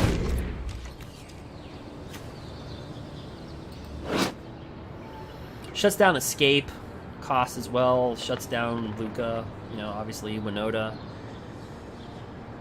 When I was at the MTG Open, I main boarded this thing. Again, you can check out our white deck where we start off 3-0 at the MTG Open. Was it last week? No, this, I don't know, whenever it was. Sunday.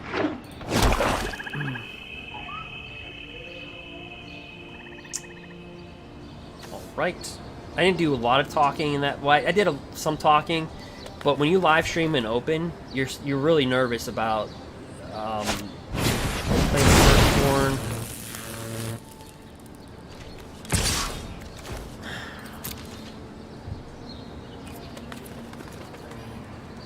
Okay. So we're down to 4. Down to 1. Does he have a Witch's Oven? No. Goes 3-2. Ruh-roh. What do you have in your hand? A Mayhem Devil. So go to game 3.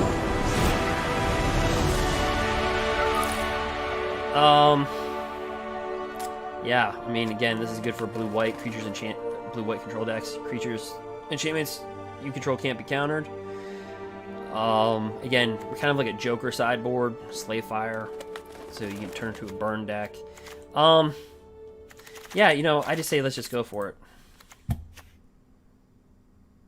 Let's just do it. Wow. So, Shown Sacrifice, red deck wins. Let's see, we played red deck, what, 3 times? I think we swept for 3-0 in the best of 3 versus red deck. We lost to a white-green deck. We lost to something else, I think.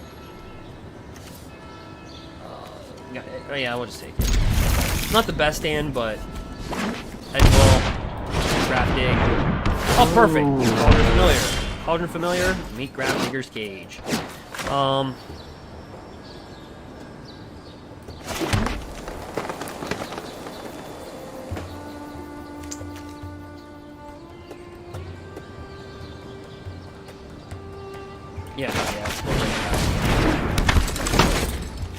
Let him sacrifice this, the Witch's Oven, and let's just drop this. And he's like, oh, your cat's stuck in your graveyard. I will take it. Bring down the land, come on. Trail of Crawling. Alright. That out. And bye.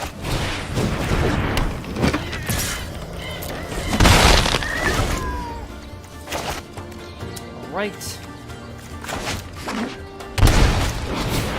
Well, Strider. Now listen, he can't bring this in for his escape cost, so it's a 3-2. You know, they can't do that. We're gonna kill this. We have to kill it. We're not gonna cast this because if he does claim the firstborn, he can't sacrifice it. So let's just throw this down. Kill that right there. We can worry about drawing cards off this later, but we're killing that. I don't want him to claim the firstborn and then grab it and sacrifice our creature. I don't want him to do that. Forget about that. I'm telling you, I've been harping Grafdigger's Cage for so long. Grafdigger. You can check out my series, Hunting for Fires of Intervention. If you like Fires losing, I did a whole series. I did like a 6-hour live stream where I was like, I just looking for fires. I'm like, fires. Let's play fires.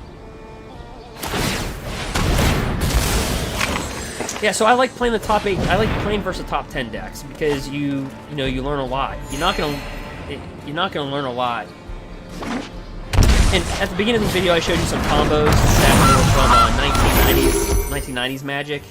I showed you Awakening, Gilded Drake, and Trader and Rider. I'll show it after this.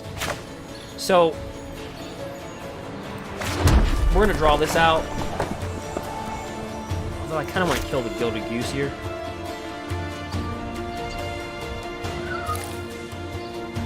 I really want to, really bad. Goose's food, can sacrifice it. Keep on scrying for mana. Let's do this because we have Ember Cleave in our hand, and let's draw a card out. Pull that down.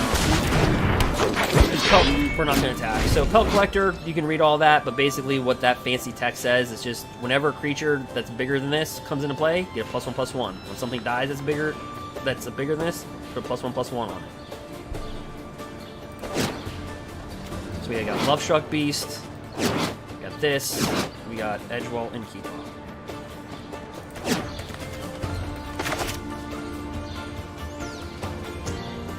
Fight.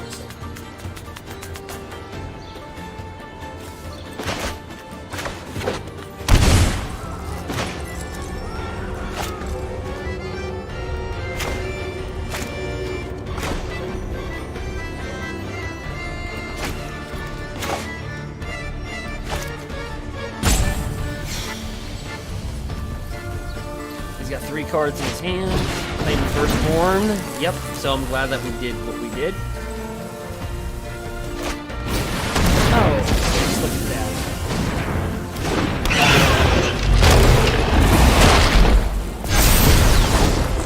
that. Carval.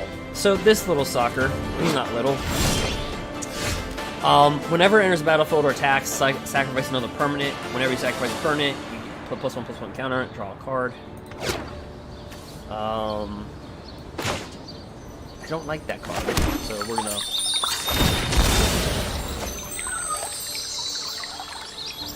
Yeah.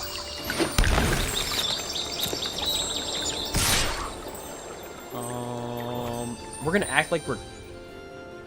Well...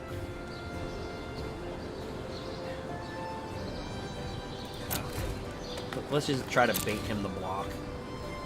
He's gonna block with the cat. Dang it.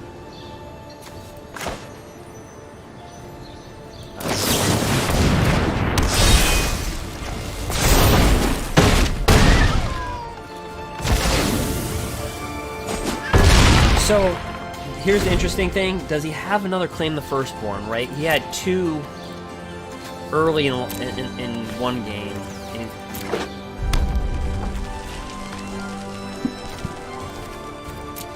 Because if he has Claim the Firstborn, he's going to win.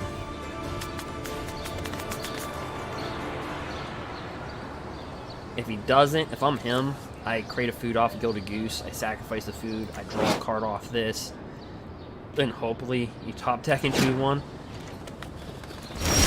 Ooh. Okay.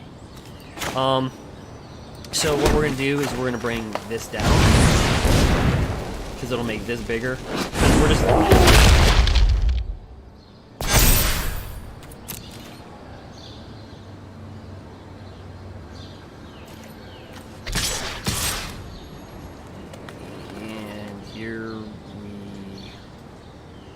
Go.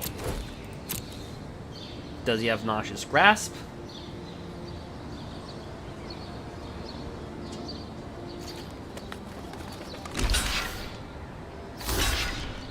Okay. I'm fine with all that. He'll make a food token, sacrifice the food token, gain 3 life, draw a card off this. So sacrifice the food. Yep, gain 3 life, pay 1 mana. Yep. That tapped mana.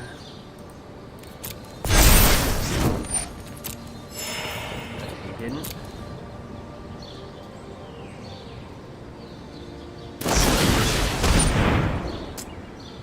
Okay, so he's gonna kill that.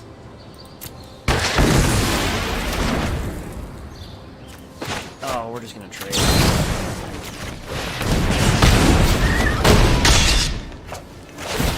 Dies, it becomes bigger.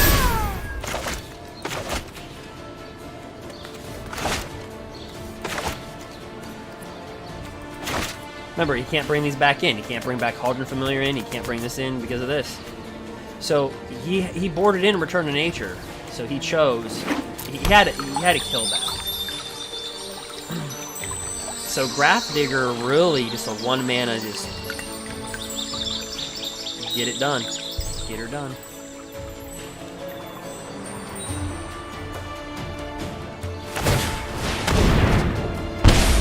3, 4.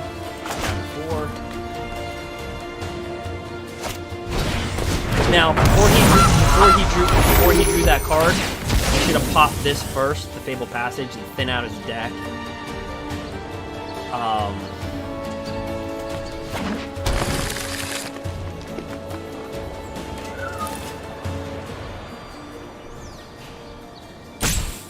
Yeah, and he's just kind of like...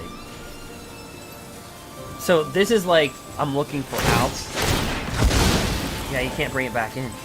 Block it. Yep, it doesn't work anymore. You can't do it. And he got the Witches all in, but you cut them off. You can't do it. You killed the kitty. It's like Pet Cemetery, right? Cat comes back. Alright, and so we're gonna bring this out, make this bigger. And then, I mean, honestly, good game. Alright. Back-to-back Jund.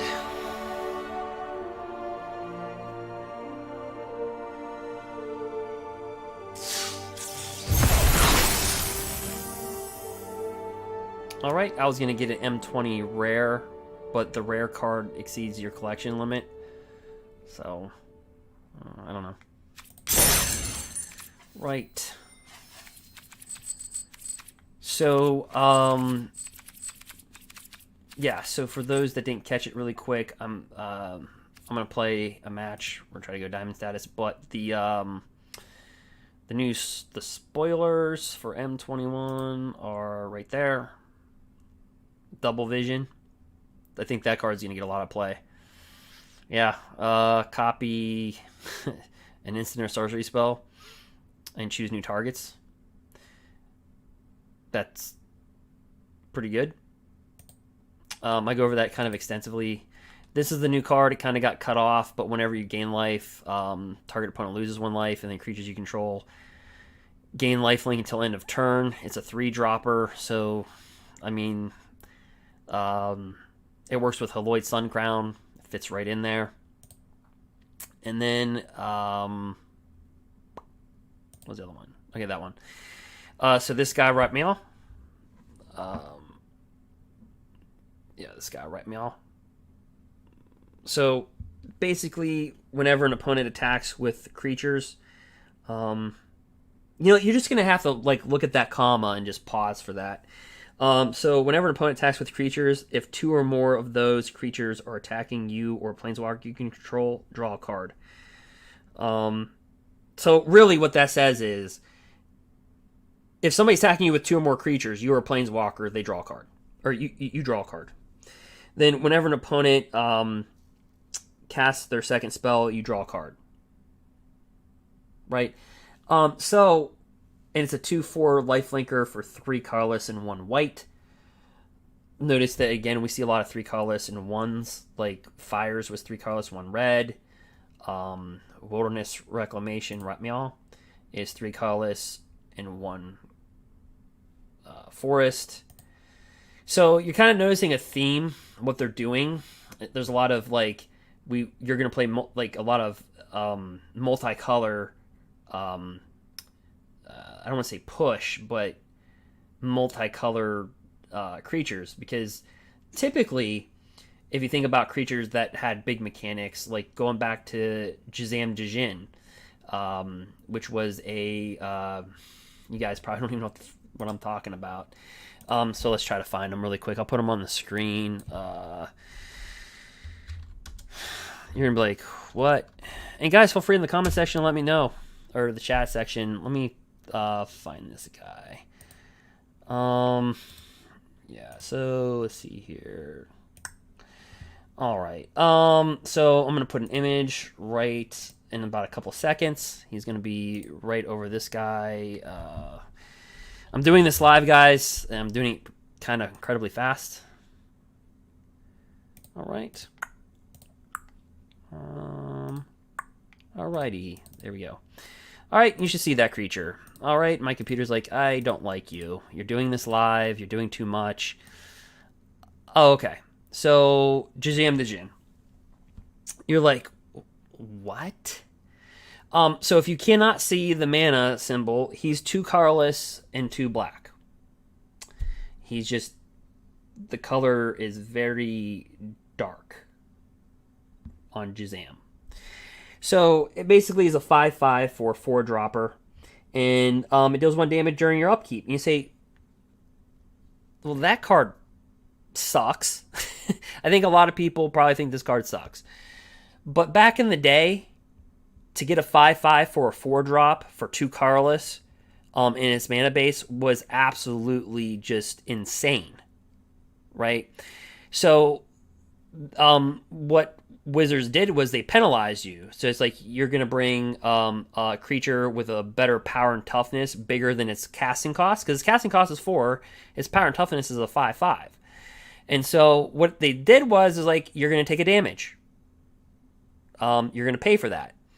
So, to kind of like let you know, like, yeah, there was a Black Lotus, like, back then. Let me load that up for you.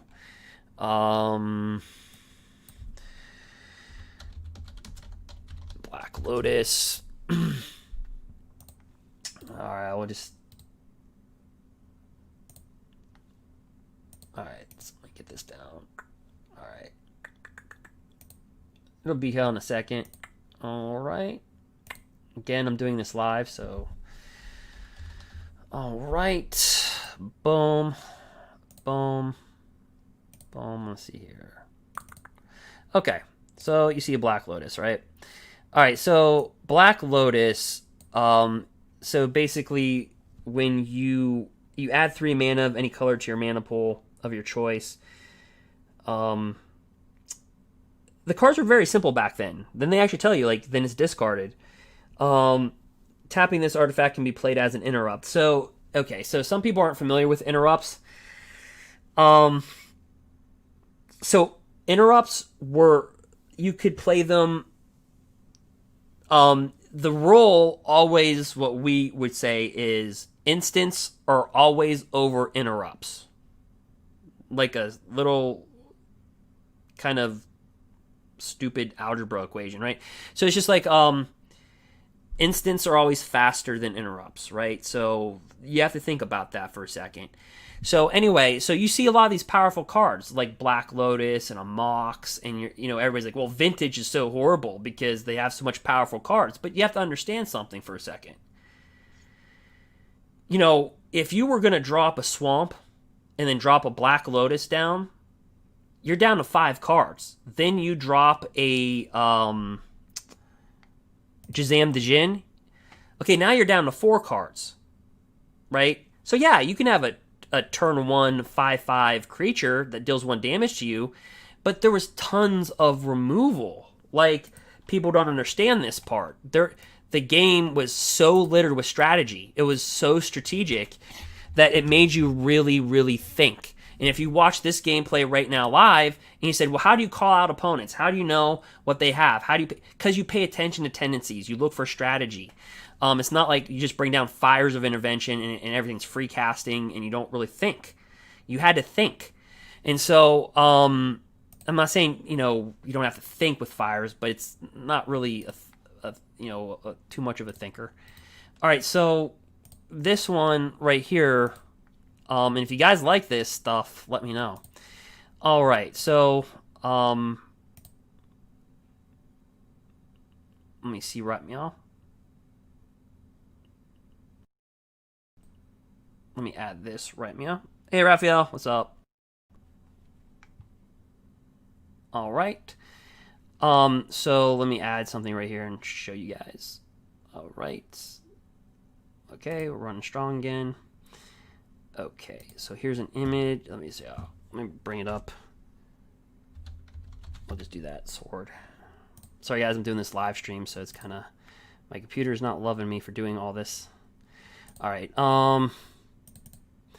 So you see that. So what you would do back then is say, okay, well, you drop the Black Lotus. Let's see if I can get this.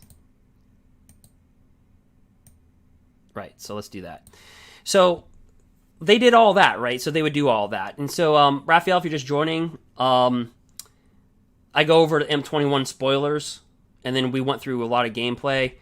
And so if you're just joining, our deck, literally the Gruul deck, is like 9-2. Like, we're 1 win away from going through platinum. We blew through platinum status pretty much. Like, the whole morning. We lost twice in the best of 3. All right, so what you would do, Raphael, what I'm trying to show people is that, like, some new people, is that the cards, they think, like, a lot of people think it's so powerful, and they're not. There's a lot of strategy back then. So let's just go over this really quick, then we'll go back to the gameplay. So let's just say they, Jazam the Djinn, right? They bring that down with, the Black Lotus, right? So they bring down a Swamp, they drop Black Lotus, they have 5 cards in their hand, right? They blow the Black Lotus up, get 3 mana, tap their Swamp, they bring in this in, they have a 5/5. Okay, so now you're down to 4 cards in your hand, right? Well, all somebody had to do was go, okay, I'll just drop a Plains, and I'm just going to kill it. Thank you. Because that card says target creature is removed from game, and creature's controller gains life. So they gain life, but, you just, you see what I'm saying? So it's, but yeah, so there was Black Lotus and Moxes and stuff, but at the same time, your creatures were relatively. I mean, Jazam Djinn was considered a big creature back then. 5/5 for a 4-dropper. So if you guys like that type of stuff,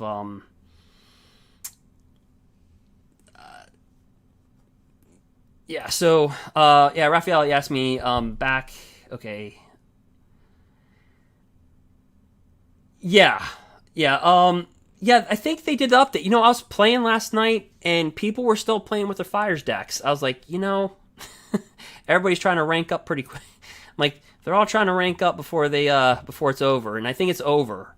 So, yeah. So we'll get back to the gameplay, and again, all the M21 cards. I'll just do this really quick for somebody that's just jumping right in. But so Raphael, I don't know if you've seen these. You know, but let's do that one. Doesn't want to show. So okay, so here it is. So there's one of the new spoilers from M21. It's called Double Vision. When I looked at it, I literally had double vision. I'm like, yes, we're done with fires. Oh, this leaked. It's like, yeah, whenever you cast your first instant or sorcery spell, you can copy that. Then you can choose new targets for that. And I'm like, well, all right. Then I started thinking, I was like, okay, well, there's a lot that you can do with that because we already have Lucky Clover. Right? You can, whenever you cast an adventure spell, you can copy it. So what stops somebody from doing Lucky Clover, drop in Double Vision, and then doing something like a